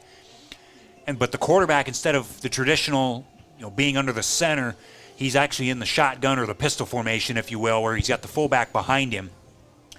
And then plus they have one or two receivers outside, or maybe a tight end or two. And so it's difficult to stop. There's multiple ways that they can go with this offense, and it makes it difficult to stop because just when you think you've got one guy stopped, they come around with another guy. And that's just been causing problems. We saw last year how that caused problems for Yankton's defense up here in Brookings in that game last year, and this year it's causing problems again. Yankton's defense has been able to stand up to the test so far, only giving up 14 points in the first half, but Yankton offensively, they need to find an identity, I think is maybe the way to put it. The running game has just not been there except for a few runs from Rugby Riken that have gotten some big gains, but the running game just has not been there very much tonight. The passing game, they've been able to make a few throws, but a lot of dropped passes by these receivers. And so the offense has struggled, and that needs to get fixed here in the second half. All right. Jacob, do you have a first half stat recap for us? Absolutely. We're going to take a look at that right now. And total offense, we'll start with that here in the first half. Only 91 yards total offense for Yankton, 194 for Brookings. 42 passing yards for Yankton, 49 rushing. And Brookings, 71 passing, 123 rushing. And we're going to go to the penalties. Both teams, 5 penalties in the first half. We saw some big penalties in that first half for both teams. Only one turnover. That was the interception thrown by Brookings right before the half. Time of possession favors Brookings by about 5 minutes. 14-19 for Brookings, 9:08 for Yankton. First downs, 7 for Yankton, 12 for Brookings. And we go to some individual statistics here. Rugby Riken, 5 of 12 passing for 42 yards in the first half. He's ran 8 times for 32 yards. And also rushing for Yankton, Ethan Bradwich, 3 carries, 11 yards. Gavin Swanson, we've talked about his struggles running the ball. Of course, he may not be 100% as well, but 6 carries, 5 yards. They've really done a nice job, has Brookings, of stopping him for little to no gain. Receiving, Cameron Zarbach, 2 catches, 24 yards. Cody Oswald, 1 catch for 11. That spectacular 11-yard catch at the 1-yard line to set up the score for Brookings. Tyler Soler, a 7-yard catch as well. Max Robb, 1 catch for no gain. For Brookings, Justin Koffel, 6 of 12, 71 yards and that interception. The running game for Brookings has been very effective. It's Hunter Gray leading the way, 12 carries, 81 yards and a touchdown. Tyson Brandt, 5 carries, 21 yards. Israel Cauldron, 3 carries, 19, and Justin Koffel, 1 carry for 2 yards. In the receiving game, it's been Hunter Gray, 4 carries, 61 yards and a touchdown. Tyson Brandt with a 10-yard catch, and Israel Cauldron with 1 catch for no gain. So Hunter Gray, he's touched the ball 16 times tonight. He's got a bulk of those yards for Brookings. He's going to be the main guy that Brookings needs to stop here in the second half. And that was your first half stat recap brought to you by Top Notch Window Cleaning. Receive great service for cleaning your home or commercial windows with Top Notch Window Cleaning. Contact them at yanktonwindowcleaning.com. And let's check on our out-of-town scoreboard, Jacob. I'll let you get to that. And actually, while you do that, I'm going to thank a few more of our Sportscaster partners. One Office Solution, the one source for all your office products, including copiers, furniture, and office supplies. One Office Solution is located next to Pizza Ranch on Broadway in Yankton. And Graham Tire. If you notice issues with your vehicle, don't hesitate to call the service experts at Graham Tire. They'll get you in quickly, diagnose your problem, and get you repaired and back on the road. Because they do more than sell tires. That's Graham Tire of Yankton, your auto service and tire store next door. And the UPS store. They'll help you with everything ing, printing, packing, copying, faxing, freighting, any ing your small business needs. Even shredding, notarizing, mailboxing, and of course, shipping. The UPS store of Yankton, across from Walmart. And Yankton Thrive. It's a new approach to the thriving business economy here in the Yankton area. Yankton Thrive is the one source and resource for all businesses from retail to manufacturing in our area. And finally, Northtown Automotive, your local Chevrolet, Buick, and GMC dealer. Visit NorthtownUSA.com. Now our out-of-town scoreboard, brought to you by Recycle It of Yankton. Go ahead, Jacob. All right, we'll start in Class 11 AAA and work our way down. Sioux Falls Roosevelt right now leading Sioux Falls Lincoln 49-14 in the fourth quarter. Harrisburg leading Sioux Falls Jefferson in the fourth quarter 35-24. O'Gorman, they defeat Huron earlier this evening 46-0. Sioux Falls, Washington, they are ahead, at halftime against Rapid City Stevens. That game 42-0 Washington. Brandon Valley, they lead Rapid City Central in the second quarter 27-6. Move to some other 11 AA scores. Obviously right now here in Brookings, it's Brookings 14, Yankton 7 at halftime. I mentioned the Huron score earlier, 46-0 O'Gorman defeats Huron. Pierre, they are leading Aberdeen Central 32-13 in the second quarter. T-Area, they continue to dominate in their first year in Class 11 AA this year. At halftime, they lead Spearfish 39-0. Mitchell, they are leading right now Watertown 13-10 at halftime, and a couple other games out west this evening. Have no scores for those yet, but Douglas is playing Belfouche, and Sturgis Brown taking on St. Thomas More. Class 11A, they had a game last night. Number 1 Madison, they stay undefeated as they defeat West Central 27-7. Games tonight, Del Rapids leading Dakota Valley at halftime 35-0.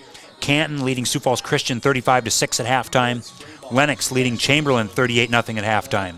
Rapid City Christian leading Lakota Tech in the second quarter 20-0. Millbank leading Redfield at halftime 12-7. Groton area leading Sisseton 47-0 at halftime. Tri-Valley, they are tied with Vermilion at halftime 6-6. And Custer leading Bennett County in the second quarter 6-0. Class 11B, we had a final from earlier today. Bridgewater Emory Easton, they defeated Baltic this afternoon 54-0.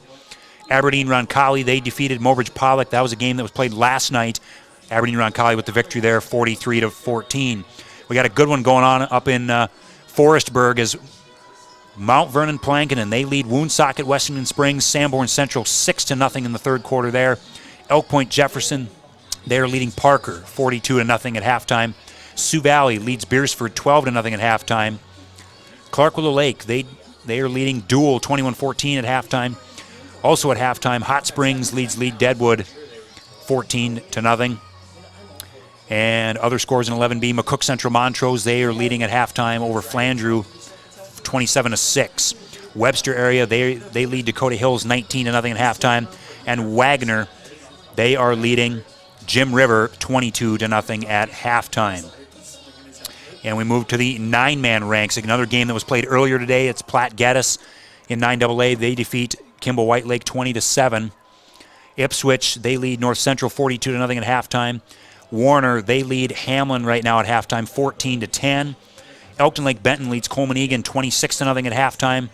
Waverly South Shore, they lead Dubrick area 7-2 in the second quarter. Kadoka area leads White River in the second quarter 20-14. Gregory, they lead Bonham 22-6 in the second quarter. Arlington Lake Preston, they are up at halftime on Esteline Hendricks 36-6. Irene Wakanda leading Viborg Hurley 12-6 at halftime. Stanley County leads Dupree at halftime 42-0. Chester area, they lead Garrettson at halftime 35-14. Lyman, they defeated Jones County 54-0 this evening. Howard, number 2 in Class 9A, they lead number 1 in Class 9AA. Hanson, 13-0 in the third quarter there. Howard up 13-0 at Hanson. That is a big one there for the Corn Belt Conference title. Howard again up 13-0 there over Hanson. Parkston, they lead Woolsey Washington at halftime 33-20. We move to 9A scores now. A game that was played last night. Britton Heckler, they defeat Langford area 55-14. Gayville Vollen, they lead Burke 34-21 in the fourth quarter. Other scores in 9A, Harriet Selby area, they win over Phillip tonight 56-0. Oldham Ramona Rutland leads Castlewood 12-6 at halftime. Corsica Stickney in the second quarter, they lead Centerville 28-6. DeSmet, top ranked in Class 9A, they lead Del Rapids St. Mary 14-8 in the third quarter. And Wall, they lead New Underwood 14-0 in the first quarter. And a few final scores in 9B, another game from earlier this afternoon, Potter County, they defeat Sully Buttes 50-0. And a couple other scores here for you. Avon, top ranked in 9B, they lead Hitchcock Tulare right now at halftime 16-14. And Alcester Hudson at halftime, they lead Colombe 44-0. That is your out-of-town scoreboard here this evening at halftime. Thank you, Jacob. This is the Avera Halftime Show. We are going to go ahead and step aside for 2 minutes. Come back with your second half action. This is Yankton Bucks Football on KYNT, KYNTV.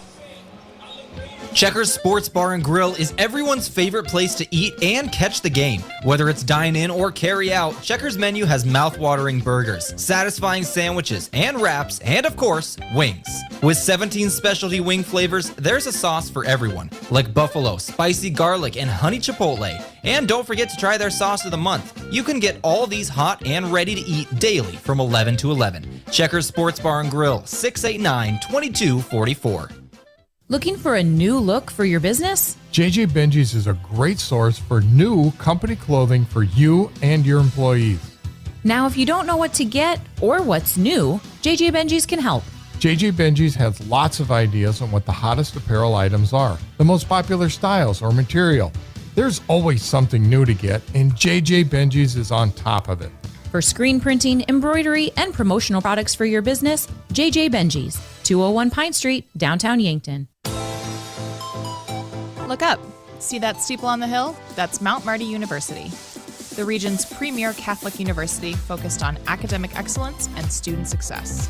While you're exploring Yankton, stop by our campus, take a tour, meet our faculty, experience all of our changes and growth, and start imagining yourself as a Lancer. Now is the time to begin exploring your next big move. Visit mountmarty.edu and see yourself here. Getting the kids to practice on time. Remembering if it's your day to bring snacks. Making it to the game with a clean jersey. Why are simple things sometimes so complicated? Thankfully, with auto owners, insurance doesn't have to be one of them. Auto Owners works with independent agents who answer when you call, so you can worry about more important things, like whether your kid is going to run toward first or third base. That's simple human sense. Don't gamble. Insure with MTRC Smith Insurance in Yankton, your independent agent for home, business, auto, life, and bonds. MTRCSmithInsurance.com.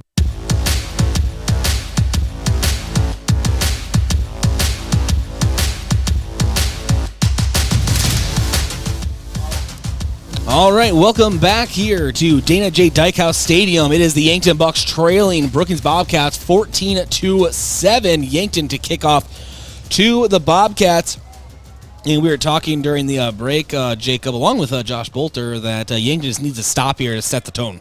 They do. They need a big stop to, kind of switch this momentum up here. And they had some momentum going into half, getting that interception, stopping Brookings from possibly going up 2 scores, and that was huge for this Yankton team. Kind of gave them some momentum going into the half, and now this defense needs to come out, which the defense has played kind of this bend but don't break mentality. They've given up some yards. They've given up almost 200 yards in the first half, but they have not really broken in just a couple of big plays for touchdowns. But otherwise, Brookings has been able to move the ball, but really this Yankton defense has played their part so far. It's the offense, as we talked about at halftime, that needs to make some adjustments and come out and make things happen. But this defense needs to get a stop to get the offense an opportunity right out of the gate.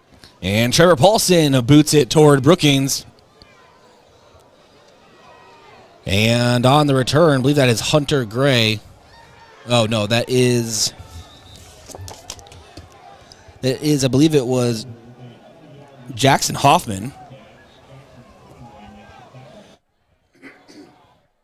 Excuse me, 11:53 now. Obviously, a fresh clock here to begin the third quarter. Brought to you by First Chiropractic Centers, Whole Health with hands-on healing. Thanks to those that are joining us on KYNTV, whether it's your smart TV app, the YouTube app on there, or our very own app, YouTube and Facebook. We're pretty much everywhere. You can't really miss us. So welcome. First play of the second half. And it is a flag out on the play. And it's going to go against Yankton. I believe they're going to get an offsides. Did you see who jumped, Jacob? I did not, but it looked like one of the defensive tackles might have jumped on the play. Both teams kind of pointing at each other. So we're going to do the pointing game. And I wonder how much effect that really has. It was Adam Kurtenbach, I believe, for Yankton. But do you think if enough players, Jacob, point one direction, the officials are going to be like, oh, okay. Never mind. I don't think so. I think once the official's mind is made up, that's what the call is going to be. But nonetheless, they try anyway. And, it looked like Kurtenbach jumping off sides there, and we saw him do that in the first half. Just got to be aware of the snap count, and you got to be watching the ball as well. And not the start to the first half that Yankton wants, but it's just 5 yards. So 1st and 5 for Brookings. Ball on their own 27-yard line. And Koffel takes a snap, handoff to the left, and on the carry, it is Israel Calderon, but we have another flag out on the field, and it's good, I believe, holding on Brookings.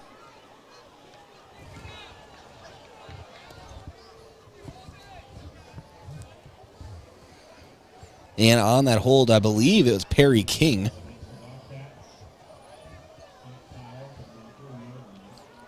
And so that will negate that last penalty, basically, Jacob, and just basically start back over here, as the ball will be placed an inch shy of the 20-yard line.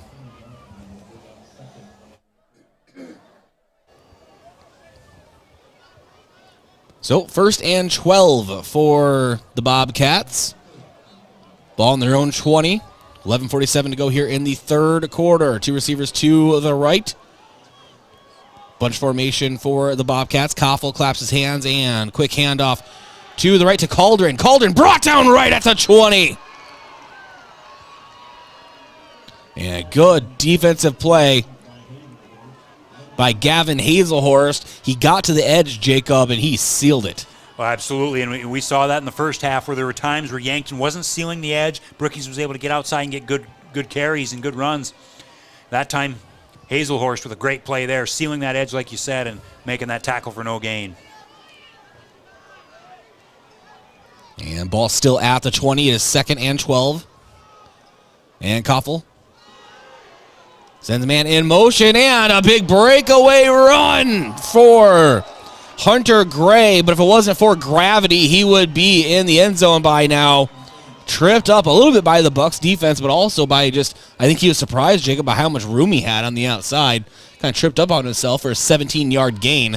So obviously a fresh set of downs for the Bobcats. Ball on their own 37-yard line. Boy, and there was a big gap there. I mean, you could have probably ran a freight truck through there. There was a big hole there for him to run through, and he just got tripped up. Or, yeah, like you said, he could have scored. And now Koffel in the shotgun.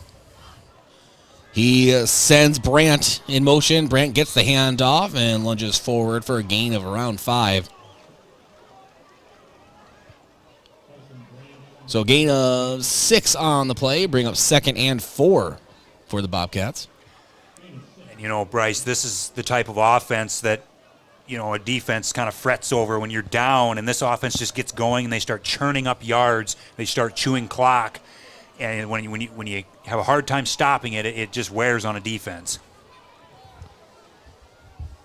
And Koffel sends Brandt in motion. Brandt gets a reverse handoff, and he finds some room on the outside. He's to the 50 and pushed out of bounds by Yankton. And nice job by Yankton's Cooper Grotenhouse for just basically doing the same thing, Jacob, just getting to the edge and sealing it. It's still a first down for Brookings, but it could have been much, much worse. It could have been, and now this Brookings offense starting to kind of hum a little bit here in this third quarter. They're running toss plays up the middle. Now they run a counter play like we talked about in the first half. They're mixing this thing up, and they do not mind running this clock as far down as they can. Speaking of the clock, 9:59 to go in the third quarter, 14-7 lead for the Bobcats. Bobcats with the ball, and a sweep over to Hunter Gray. Has some room and goes over a couple of Yankton Bucks for a pretty decent gain for the senior.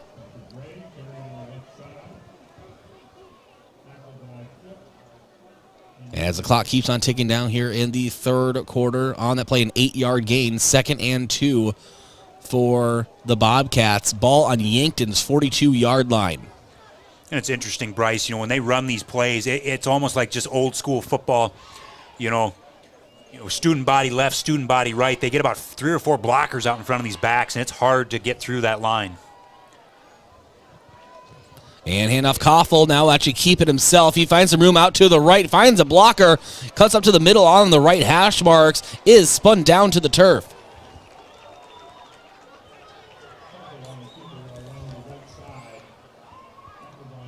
Another great play there this time by Koffel. This time he fakes the handoff, he takes it around the right side, and again, there's 2 or 3 blockers out in front there for him, and it just makes it so much easier for a running back or a runner in general when they've got those types of yards, when they got those types of guys in front of them to get those yards. It's just so much easier for this offense to move and work. And now Koffel keeps it again at the 35-yard line, pretty much stuck right at the line of scrimmage.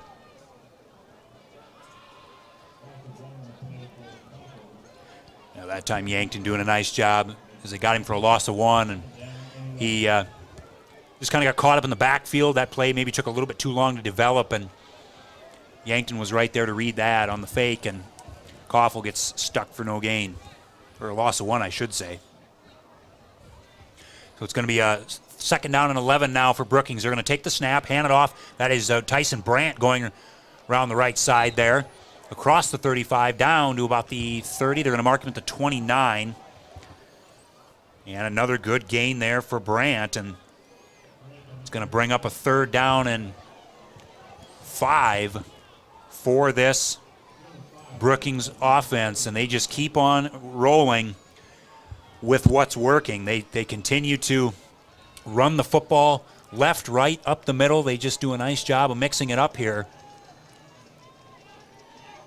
As Koffel now going to be in the shotgun or pistol set once again. And it is 3rd and 5 for the Bobcats, as you said. Man in motion, and now a quick handoff to Hunter Gray on the outside. Finds some room, is pushed out of bounds at the... Wow, they're being very generous with that spot. 12-yard line. I was going to say more about the 15. Josh, am I crazy? Or all right. So first down for the Bobcats on the 12-yard line for 17-yard gain for Hunter Gray. And just like that, Brookings is knocking on the door of Yankton again.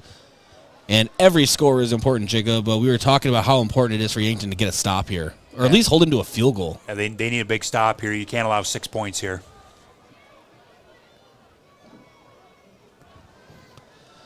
And with the keeper is Koffel. Gets down to the 10-yard line, so gain of about 2 on the play.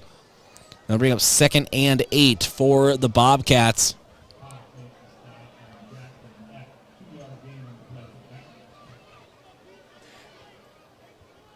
That was Jackson Eck on that carry for a couple yards, and they just keep getting guys in the game here. We've seen about 4 or 5 guys carry the ball tonight for Brookings.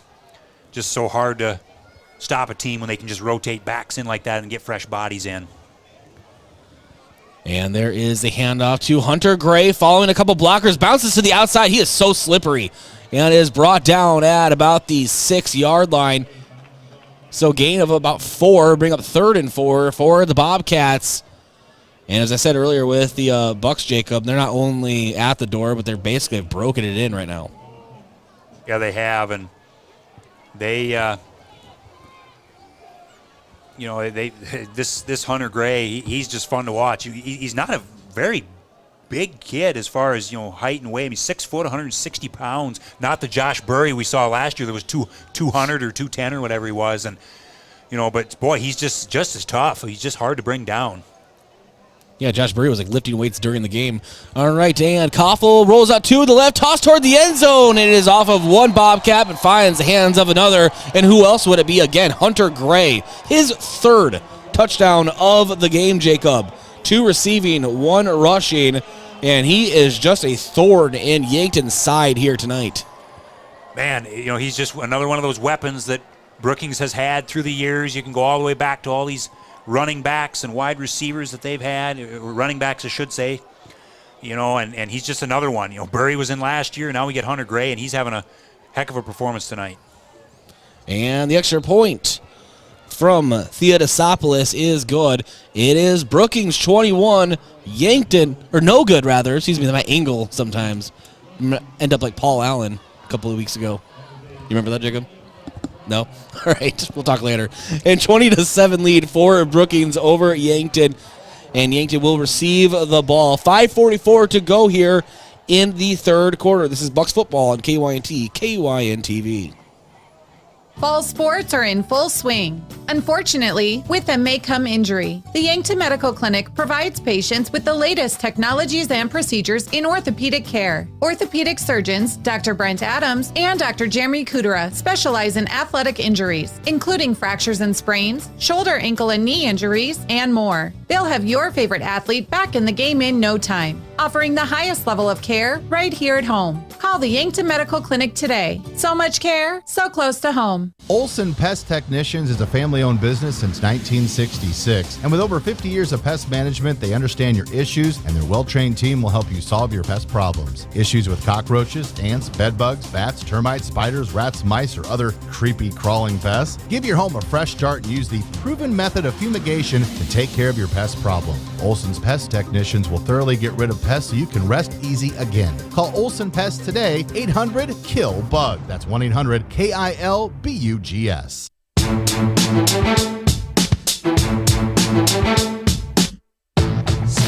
All right, welcome back to Dana J. Dykehouse Stadium. 5:37 to go here in the 3rd quarter. Yankton with the ball. Cody Oswald returned the kick to the 37-yard line. So good start for Yankton. Or a good starting position for Yankton, I should say. And Yankton needs to get on the board right here. Rugby Riken. Handoff to Gavin Swanson. Haven't seen him in a little bit. And runs out to the left. Tries to cut up into the middle of the field. Gain maybe a yard. And if even that, I believe it's just going to be a no gain. So 2nd and 10. And Jacob, you could just tell. I mean, we're not doctors, but the way he cut was a little slow. So maybe he's not feeling 100%. Riken has to roll out to the right. Toss downfield to Tyler Solar. He has it. He has it at the Brookings 40. It is spun down to the turf at the Brookings 37-yard line. Brookings got contact with the ball, but Tyler Solar kept with it and was able to haul it in for Yankton. So let's move those chains. Yankton now in Brookings territory. And a nice 27-yard completion. And now Riken takes a snap. Hand off to Swanson, and Swanson is met behind the line. And Brookings saw that one coming from a mile away. Yeah, they read that right away. Defensive lineman got upfield quickly and blew past a blocker and got in there for a loss of 2. 4:39 to go in the third quarter. And Robbie Reichen takes the snap, and he's following Swanson as a lead blocker, gets to the outside, and is brought down out of bounds. And that will be marked at the 34-yard line. So 3rd and 8 for Yankton. Big third down right here. 2 receivers to the right, 2 to the left. Tyler Soler now motioning from left to right. There's the snap. Reichen under some pressure, tosses down the center of the field, and is caught by Cameron Zarbach. Quick spin move at the 5 and is brought down. Cameron Zarbach brings him all the way to the 5-yard line.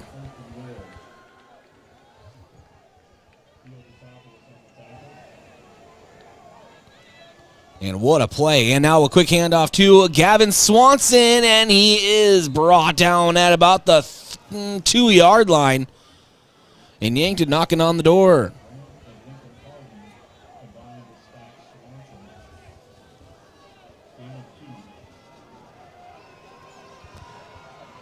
And now we have James Stewart in there for that Wildcat formation, and the same result as the last time. That is a Yankton Bucks touchdown. Put 6 up on the board. It is now 20-13 in favor of Brookings. And Trevor Paulson coming out for the extra point. Jacob, even though everyone knows what's happening, that is a formation that's been working for Yankton all season when they use it. I'm pretty sure it's actually 100% success rate so far. I wouldn't be surprised if it is, but boy, that was a heck of an answer. They needed that answer, and they really went out and ran the ball effectively at times and had some big pass plays as well. This was a huge answer by this offense. What a response. Jaden Leitner, the snapper. Lucas Kamshoff, the holder. Trevor Paulson for the extra point. Good snap, good hold, good kick, and that's a point for Yankton. 20-14, Yankton trails. Brookings to receive the ball as we come back from the break. 3:54 to go here in the third quarter. 20-14 again, the score. Yankton trails here at Dana J. Dykehouse Stadium. This is Bucks Football, KYNT, KYNTV. A physical therapy plan of care is completely individualized to you, the patient. I'm Dave Holland, physical therapist at Overland Rehab. If you have had a shoulder injury or surgery and have been prescribed physical therapy, we'll address your unique goals and recovery with a plan designed just for you. Contact Overland Rehab for convenient appointments in 8 locations in Northeast Nebraska and right here in Yankton, located on West 8th Street, otherwise known as the Lake Road.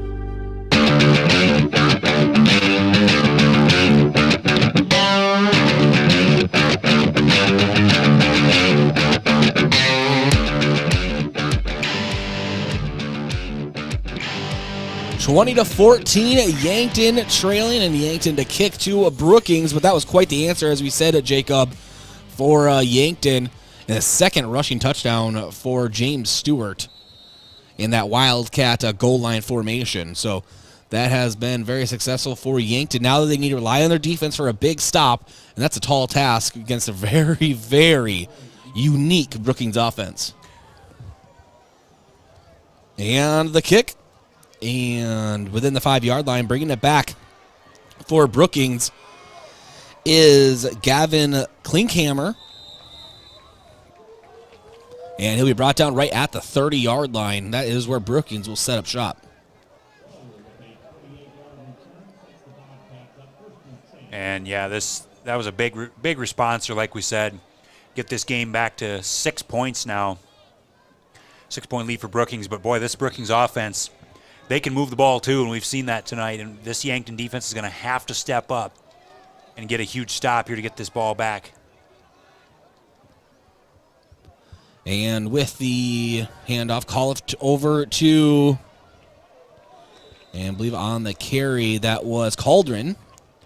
And Cauldron gains about 5 yards on the play. Maybe even 6. Yep, 6 yards. 2nd and 4 for Brookings. Ball on Brookings' own 36-yard line. 3:20 to go here in the third quarter.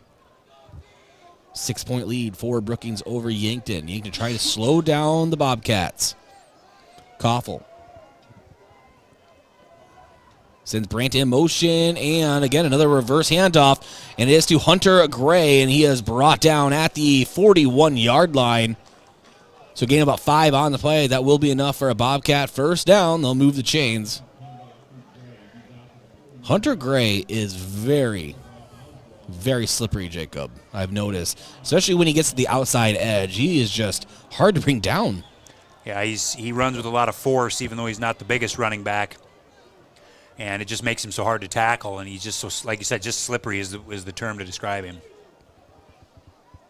And now Brandt gets the handoff out to the left, and Cody Oswald and company bring him down out of bounds at the 46-yard line. Gain of 5 on the play. That should bring 2nd and 5 for Brookings. Ball on their own 46-yard line. And we're seeing this Brookings offense now start to kind of get 4, 5, 6 yards a pop. They're really starting to wear on this defense for Yankton. We'll see how that continues to develop here as we near the end of the third quarter and into the fourth quarter. If this Brookings offense continues to churn out carries like that, they're just going to keep doing it. And now Brandt, another handoff toward the right hash marks. He breaks a couple tackles and gets into Yankton territory and is brought down at the Yankton 46-yard line. And that will again move the chains. Nice 8-yard run for Brandt.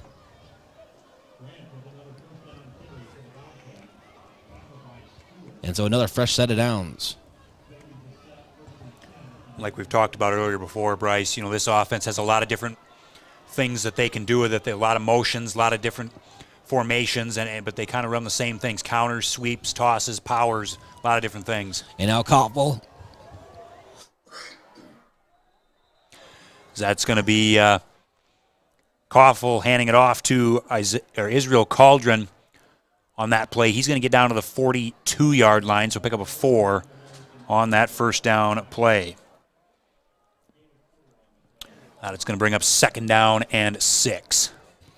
And Jacob, we're talking about the rushing attack. Hunter Gray, 128 yards so far in this game, 8 yards average rushing, but also Tyson Brandt, 5.3 yards per carry. I mean, they're getting big chunks all at once here. 2nd and 6 for Brookings, and handoff to the left to Hunter Gray, and he is brought down at the Yankton 39-yard line. Gain of about 3 on the play. So bring up 3rd and 4 for the Bobcats. And that time Gray took the handoff from Koffel and almost dropped it. He kind of had it on his left hip as he was coming across the formation, and he was able to gather it and pick up a couple of yards. Another thing I've noticed, Jacob, is I do not believe we've seen Hunter Gray run to the right yet this game. He's always been on the left. But he does receive it this time in the flat. I spoke it into existence.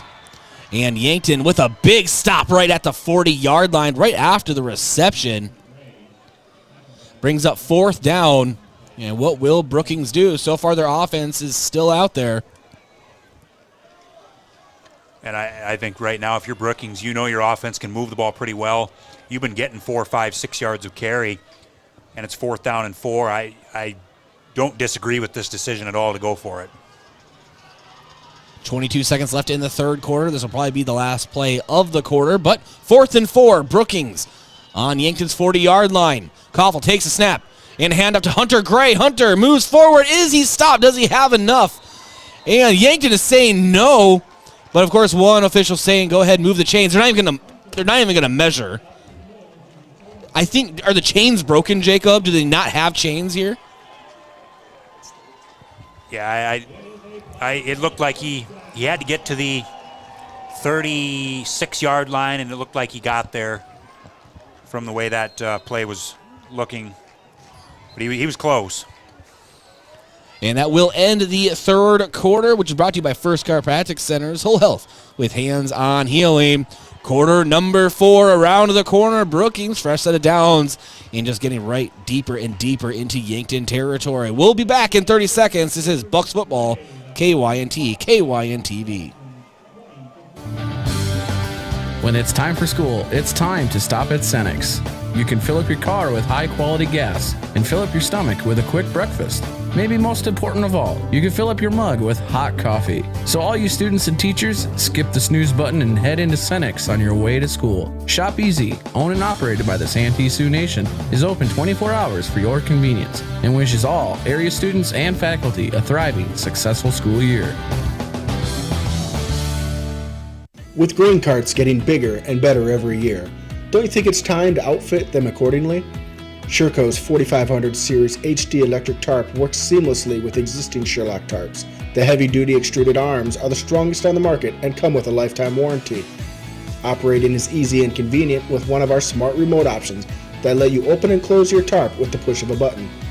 Call to order yours today at 1-800-474-8756. Make it Sherco.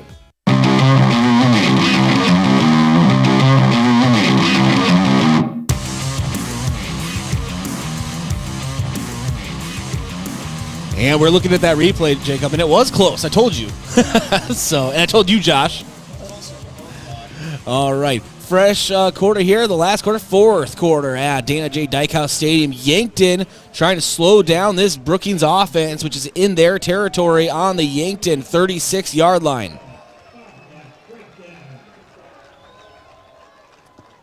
And that was close on that fourth down play and gives Brookings a fresh set of downs here. We'll see if this Yankton defense can get a stop. And the snap and the handoff to Brandt, and he moves forward, gain of about 2 yards on the right side.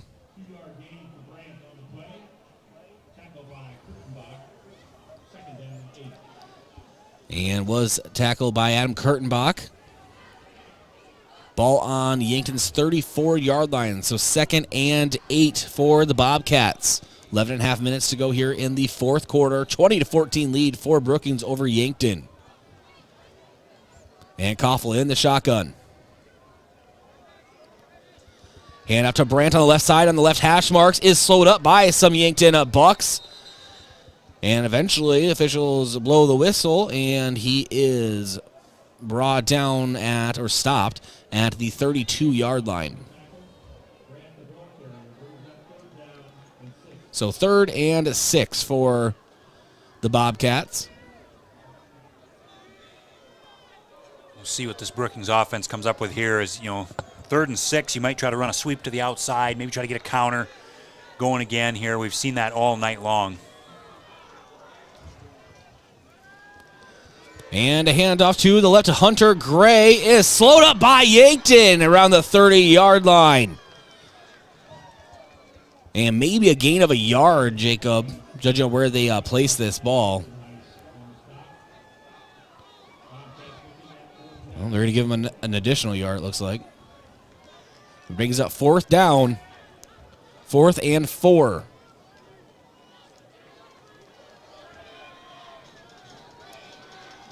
And, of course, Brookings going for it. At this point, why wouldn't you? We're this deep in Yankton territory.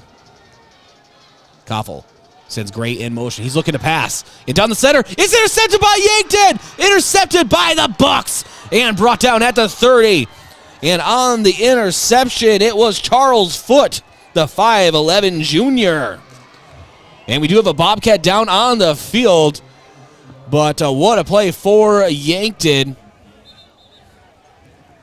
What a play for Yankton. And the trainers will go out and attend to the Bobcat. But Yankton with the football, Jacob, and that is very exciting. 9:57 to go here in the fourth quarter. 20-14 lead for the Brookings Bobcats over the Bucks. And I'm hoping for what we're seeing, Jacob, is just cramping down on the field. But we're still going to step aside for about 30 seconds. We'll be back with Yankton with the football. What do you want to do when you retire? Whatever your dreams, you have the power to help make them a reality. Meet with a thriving financial professional and explore options that can help you prepare for retirement. options you may not even be aware of. For more than 100 years, Thrivent Financial has been helping Christians be wise with money. Contact me, Gavin Zimmerman, at 605-260-4964, and I can help you retire with confidence.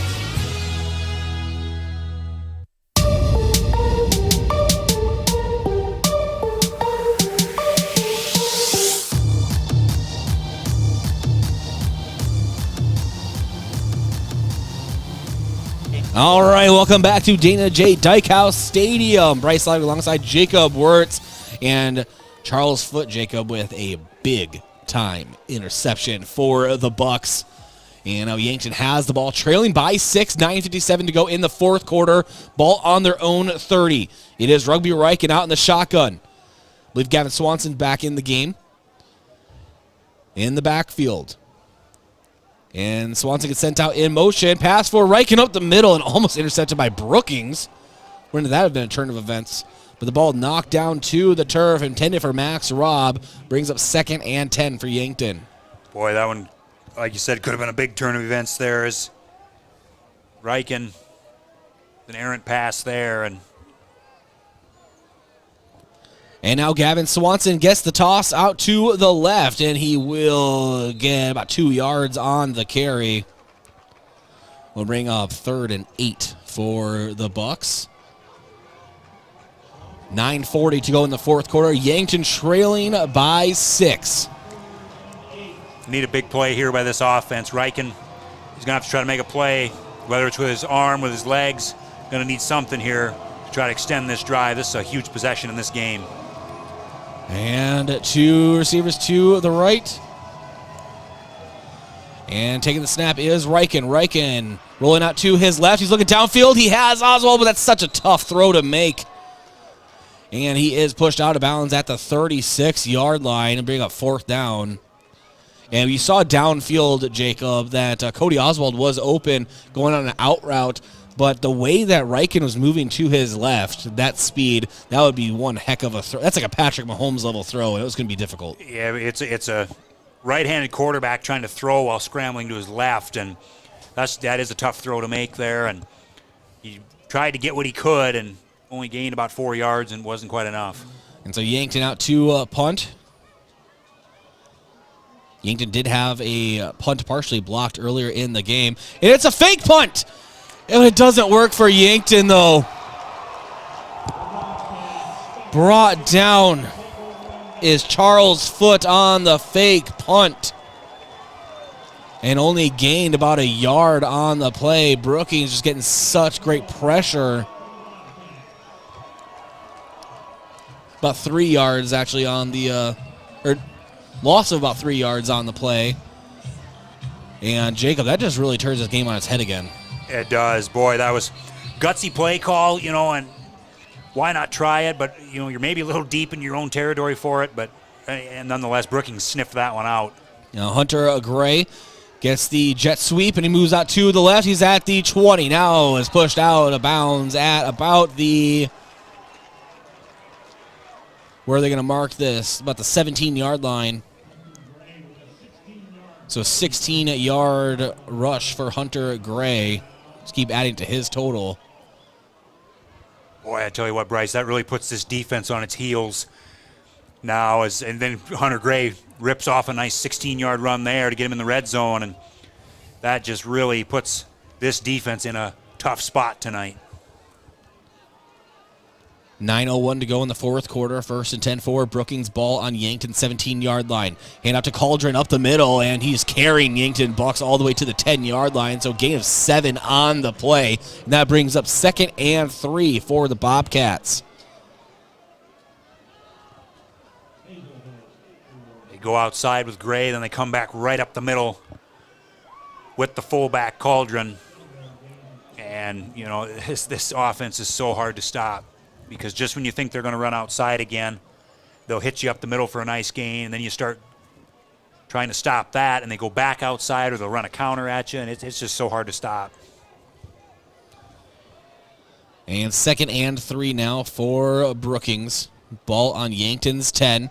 Handoff to Brandt on the right side, and he is spun down to the turf at the 5. That was actually Cauldron on the carry. And so Cauldron gains about 5 yards on the play. Brings up 1st and goal for the Bobcats. Big series of downs right here. You got 4 downs, 5 yards to go for a score. Yankton, this is their toughest challenge of the night so far. It might be the toughest challenge of the game. And motion sweep over to Brandt. And Brandt in there the first time that Hunter Gray hasn't been in the end zone, but it's still a touchdown nonetheless from Tyson Brandt. And now leading the Bobcats 26-14 over the Bucks. And Brookings is going to try to make up for that missed extra point, Jacob. Looks like they're going to go for 2. And why not? Make it that full 14 points. At this point, the way Yankton has moved the ball at times tonight, especially the way they moved the ball on that touchdown drive in the third quarter, they went down the field quick. So I don't disagree here, going for 2 and try to make this a full 14 points, a full 2-score game. And now it is Cauldron in the backfield. Koffel takes the snap and hand out to Brandt. Tyson Brandt in there for 2. 28-14 the lead for Brookings. Yankton will be getting the ball with 7:42 remaining in the fourth quarter. This is Yankton Bucks football on KYNT, KYNTV. No 2 breasts are the same. They're different sizes, different density, and they change over time. Sometimes they develop breast cancer. If you notice changes in your breast, call your provider to schedule a mammogram. Starting at age 40, put getting a mammogram with the Vera Breast Center on your yearly to-do list. We'll create a screening plan that makes sense for you. Find a screening location near you at avera.org/breast.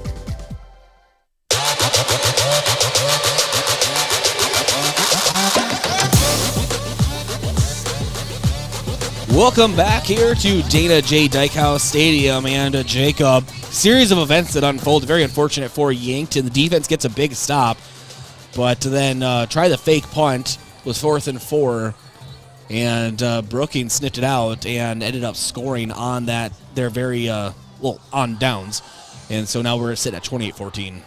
Yeah, just like you said, very unfortunate events there for Yankton, and they really got to get back at it here.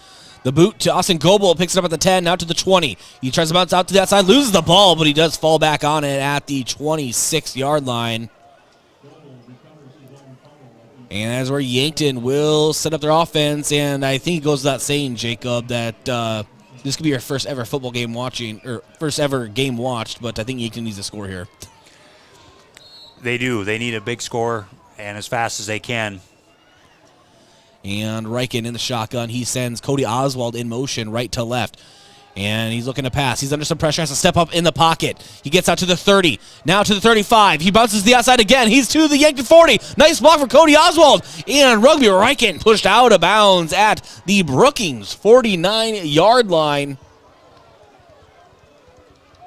Maybe even the 48 is where they're going to mark it. So big gain for Rugby Reichen, but a big block from Cody Oswald to give him that additional 10 yards. 26-yard gain for Yankton. That will move the chains.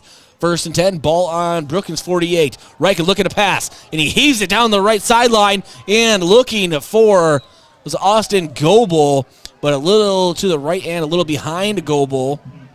Incomplete pass. And that brings up 2nd and 10. Ball still on Brookings' 48-yard line. Tried to take a deep shot there to Goebel. And had him out there, but just underthrew the ball. Either that or Goebel maybe overran the route.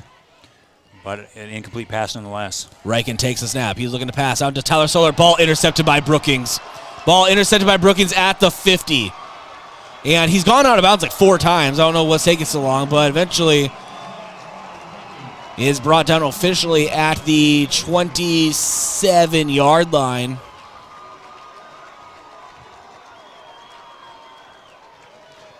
That was Gavin Klinkhammer on the interception there for Brookings. You could see it all the way. He just read the route and stepped right in front of the pass and picked that one off for the Bobcats.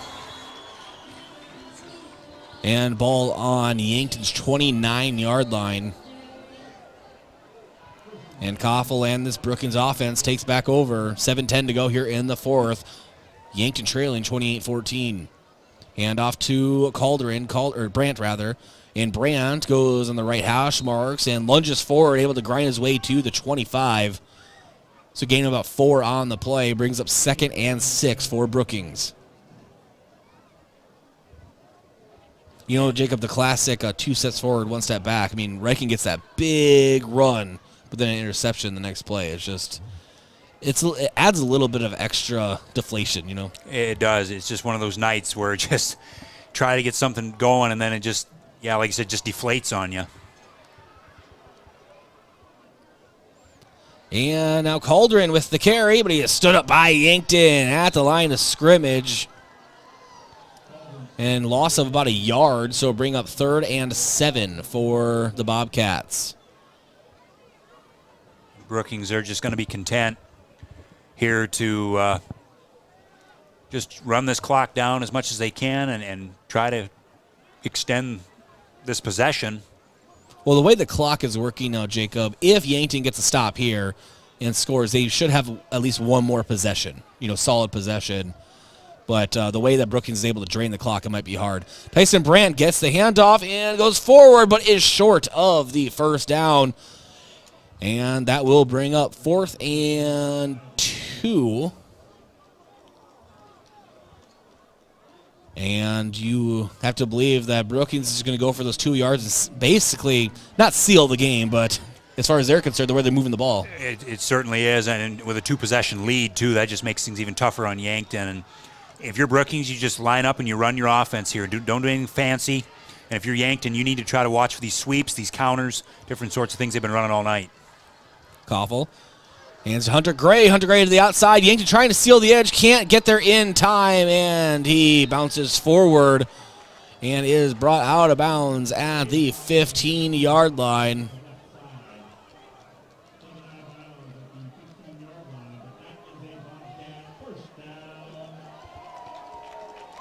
It's a big play there by Hunter Gray. And again, like I just said, you got to watch for those sweeps to the outside. They run a sweep play with Hunter Gray, who's been doing it all night and been able to get to the edge and make plays. And he gets a nice 6-yard gain there on 4th down. And now Yankton trying to stop him. The ball is on Yankton's 15. It is a toss play out to the right to Cauldron. Cauldron moving up toward the 10-yard line and is slowed down.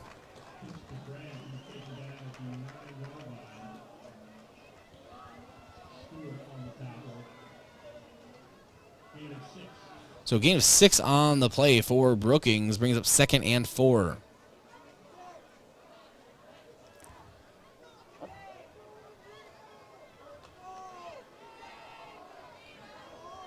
And now Koffel sets up the offense. 4:12 to go in the 4th quarter.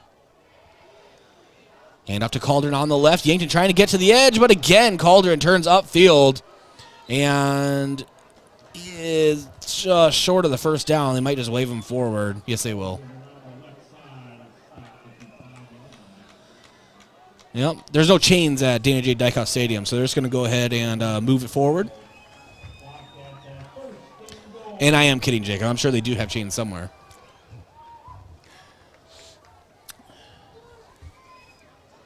Brookings going to be content to just run this clock down as far as they can. Under 4 minutes to go now. And Yankton need to play hard here, need to try to get a stop and at least try to get the ball back. And Hunter Gray in motion, handoff up the middle. I believe that was Cauldron on the carry.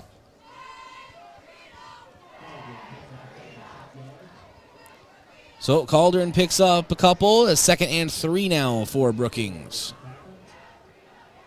2nd and goal. Ball on Yankton's 3.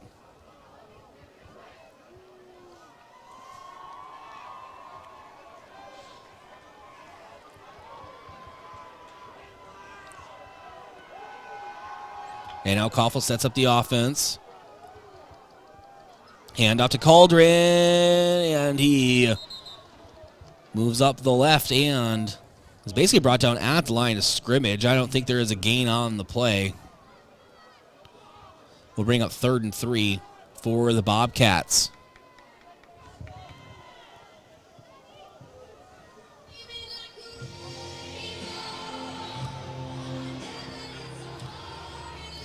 Yankton,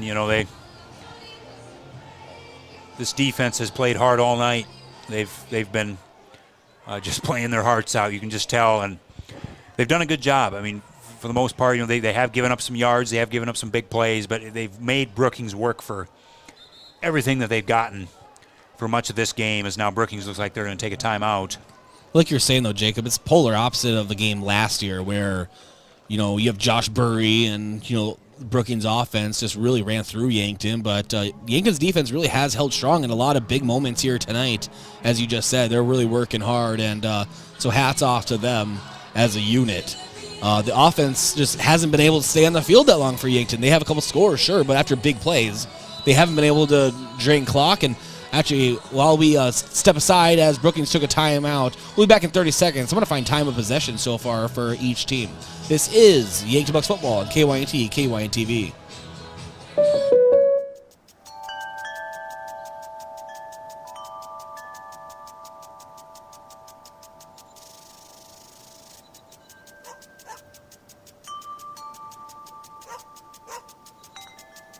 This moment of relief brought to you by your local State Farm agent, Rhonda Westland, who also brings relief with all your home and auto insurance needs.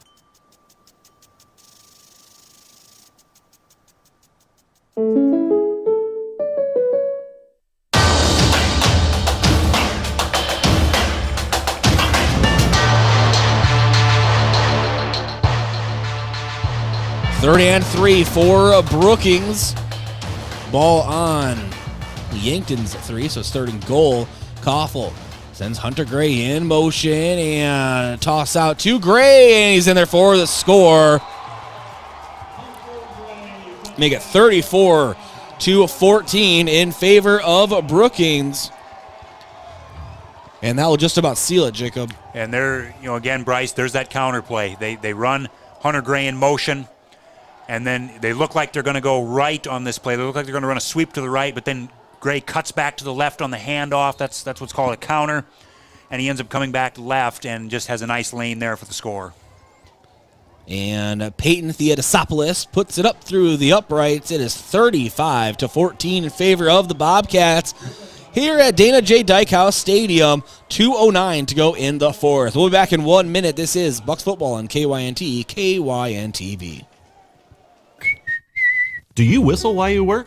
You will at Truxedo. Truxedo is currently looking for team members, full-time and part-time. I loved Tuxedo. I really enjoyed the people. I like all of my coworkers. I always end up laughing. I've never gone home upset. Paid job training and excellent benefits within 30 days of starting. If you're looking for a job that challenges you and a great starting wage, then join the Truxedo team. Apply online now at truxedo.com/careers.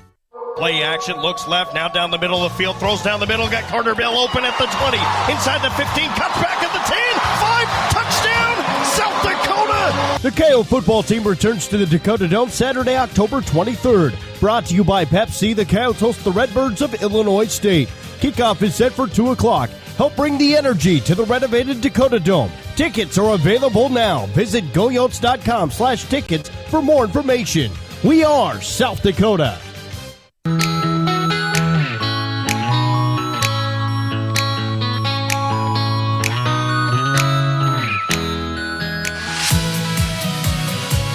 All right, as we come back here to the action, Yankton and Cody Oswald return the kickoff to the 23-yard line. And that's where Yankton will set up. And at this point, Yankton, you just want some quick strike touchdowns here. So I'm looking for receivers to be going deep, and they're obviously more than capable of doing that. Rugby Reichen rolls out to the right, under pressure, has to step back up into the pocket, now scrambling out to the left. He has no time. He gets to the 25, out to the 27-yard line, takes a slide, and that's a gain for Yankton of about 6 yards, 2nd and 4 for the Bucks. Minute and a half to go here in the fourth quarter. Reichen, chest high snap. Now he has some time. Nope, now he steps up into the pocket, has to scroll out to the left. And he'll keep himself and push out of bounds at about the 33-yard line. Sure. So the 33-yard line. And that is enough for a Yankton first down.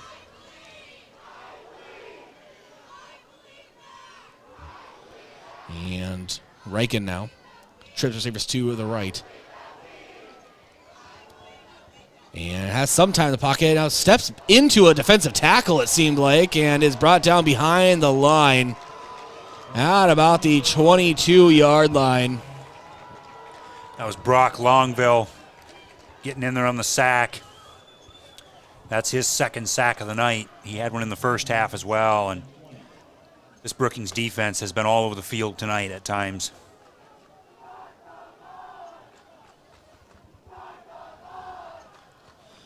And now Reichen takes a snap and rolls out to the right on 2nd and 20. Completed a pass.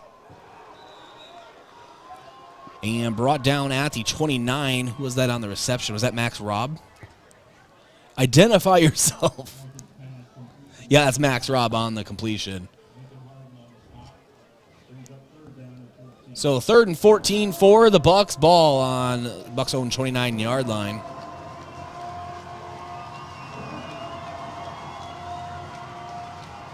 And Reichen steps back, has some time this time around, rolls out to the right now. And toss is completed. And they're going to blow the play dead. And I know Reichen got hit out of bounds, but why would they blow the play dead? Not sure exactly what happened there. If they...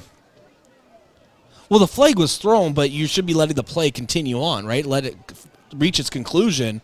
But they called it dead really late. Unless they're saying Reichen stepped out of bounds before he threw it, but he got hit late. Could be. I don't know.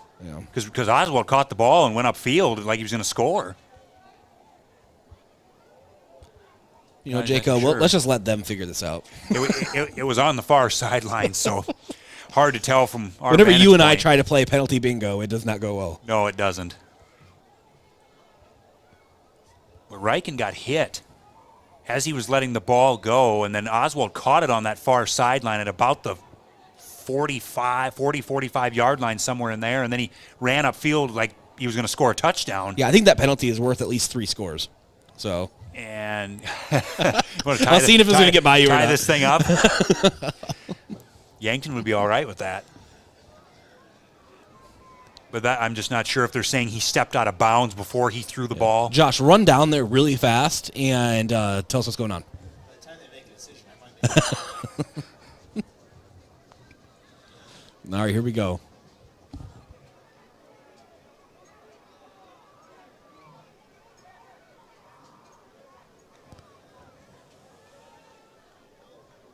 Okay, so we have a late hit on Brookings. Yeah, it's a personal foul, roughing the passer, but... So it took that long to... What? Unless Oswald stepped out of bounds when he caught the pass. You know what? Nothing happened. All right, so ball is at the Brookings 45-yard line. And Reichen takes a snap and tries to scroll out to the left. He has some room looking downfield for Cameron Zarbach. It's a completed pass, and it's spun down to the turf at the Brookings 31-yard line.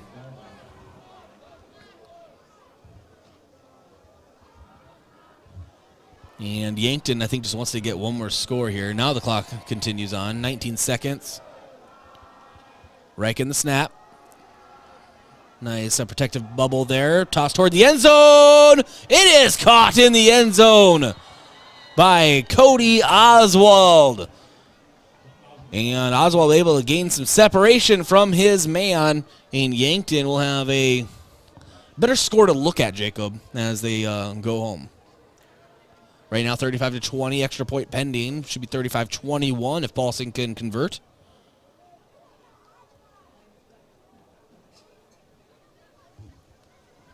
9 seconds to go in the fourth quarter.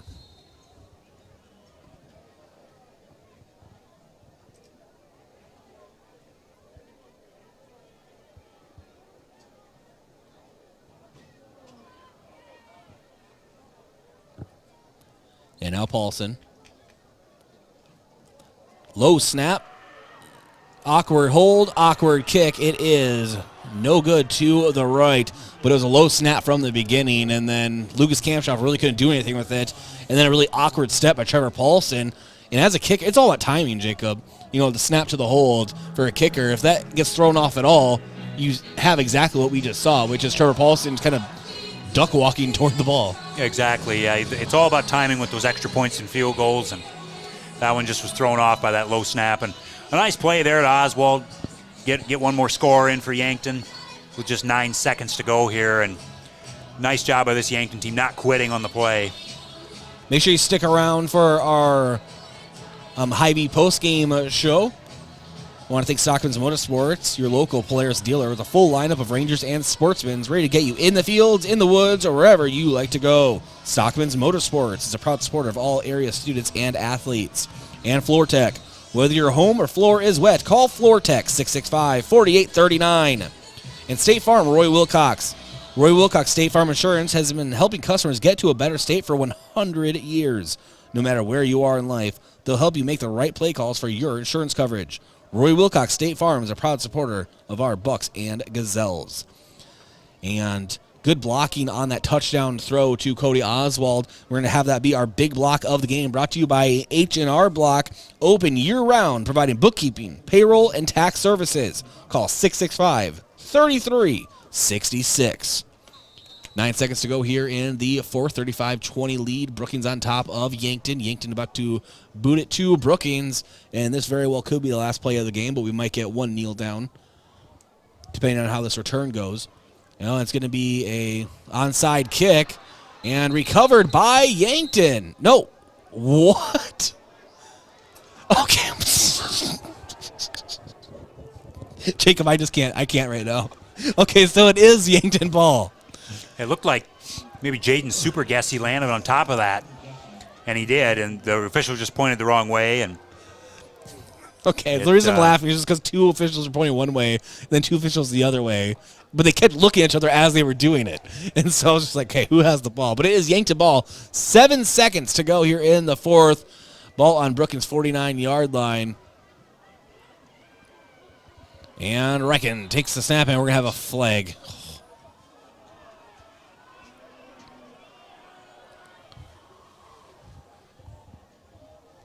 And it's going to go against Yankton.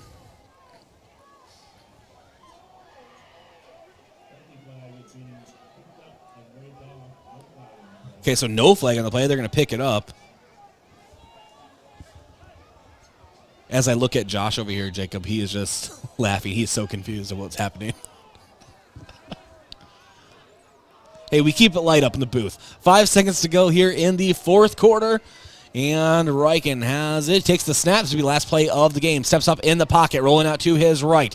He has some time, but he's getting chased down. And toss downfield is incomplete and out of bounds. And your final score here from Dana J. Dykehouse Stadium is 35-20 in favor of the Bobcats. Back-to-back years that Brookings has defeated Yankton here in Brookings. Our Hy-Vee postgame show is around the corner. We will have stats. We'll have out-of-town scores, a coach interview, and analysis from Jacob Wirtz. This is Bryce Ladwig. This has been Bucks Football with the Hy-Vee postgame show around the corner. Back after this. Well, throw that in the trash. What happened? I was watching the game on KYNTV, and the TV went out. Don't trash it. Recycle it at Recycle IT. What's that? The electronics recycling company here in Yankton. They're open Monday, Tuesday, Wednesday from 9 to 6. Not in a landfill and not in a ditch. 605-653-9913. Recycleityankton.com. Have aches and pains taking you out of your game? Who are you going to call? At First Chiropractic Centers, we have been helping people get back into their game for over 37 years. Whether your game is sports related, doing household chores, exercising, or just day-to-day activity, and your pain is preventing you from enjoying or participating in your chosen activity, we can help. Who are you going to call? First Chiropractic Centers in Yankton, Scotland, Bloomfield, Hartington, Wagner, and Tyndall. First Chiropractic Center, whole health with hands-on healing. This past year, we have all spent lots more time at home. This is Deb Speck from Vision Real Estate, and if you're ready for a change, give me a call. I'm here to make a move as easy as possible. We provide complimentary moving boxes as well as an enclosed trailer for our clients. Call me, Deb Speck, Vision Real Estate, 664-5555 to make a move. For your complete personal and business computer solutions, rely on Yankton Computer and Network Services. We provide Yankton and the surrounding communities with top-of-the-line computer equipment, repairs, and managed IT systems, along with whole home Wi-Fi, home security systems, and more. We stand behind our products and always strive to bring you the best in customer service. Give us a call today, 605-664-2222, or stop by our office located at 1901 Broadway. From all of us at Yankton Computer and Network Services, best of luck to our Yankton Bucks and Gazelles this season. Kids seem to always be misplacing things: socks, shoes, backpacks, books, you name it. So when it comes to important things like EpiPens for serious allergies or inhalers for breathing problems, make sure there's always some on hand when those items go missing or run out. Hi, this is Michael from Yankton Rexall. We pride ourselves on providing accurate prescriptions and appropriate medical information for your child's health. Good health attributes to good students. Yankton Rexall, your hometown pharmacy since 1923, located in the Meridian District. Your family is a part of the Hy-Vee family. That's why they're here in Yankton for anything you need. Looking for steakhouse quality beef, fresh produce, and organic options, or the best options for anything else that's on your list? Hy-Vee has the products you're looking for. Convenient aisles online shopping for pickup and delivery, and Hy-Vee deals with coupons and sales to make your shopping budget go further. Where there's a helpful smile in every aisle. Vision Care Associates provides excellent diagnostic care. Using the most advanced technology in the industry, the doctors offer their patients the highest standard of care, allowing them to diagnose and manage many eye diseases. Choose Dr. Anderson, Dr. Fieser, and Dr. Slowey for expert personalized eye care. You'll be glad you did. Vision Care Associates, where the health of your eyes comes first.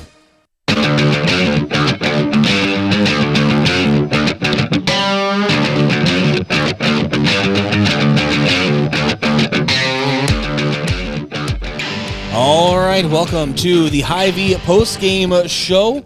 This is Bryce Slider alongside Jacob Wirtz. 35-20, the final score. Brookings on top of Yankton. Brookings improves on the season to 6-2, and Yankton falls to 4-4.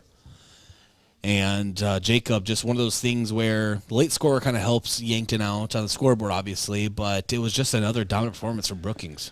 You know, that Brookings offense, you know, last year we saw how tough it was to stop.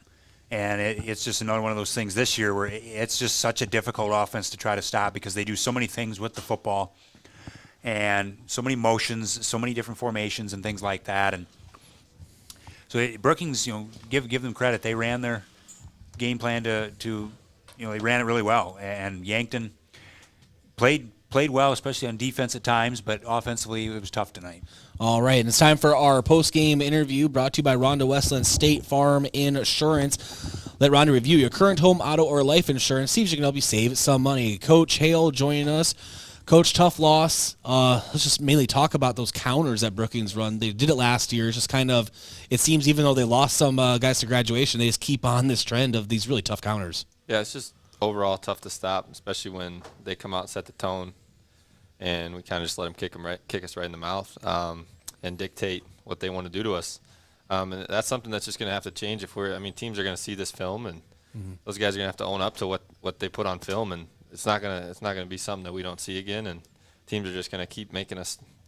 It's going to be repeat stuff that we see. So we're going to have to fix that, and come back ready to play. And, of course, tomorrow morning on the Coach's Show, we'll expand more on these things. But Yankton's defense, yes, while there's 35 points on the board, they were asked to do a lot tonight.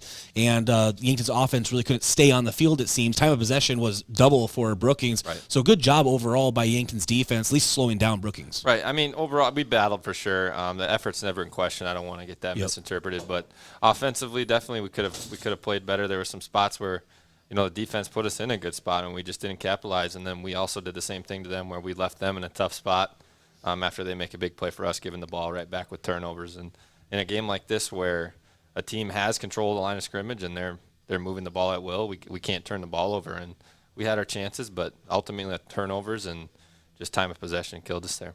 All right, and the last question, Rugby Riken seemed to have the pocket kind of start to collapse on him on the outside edges, had to step up a lot in the pocket. But seems like a lot of design plays for that, right? Yeah, so Brookings pretty much something we didn't see. They came out and said, we're going to play man coverage and we're going to blitz. And if you can't stop us from blitzing, then that's exactly what's going to happen.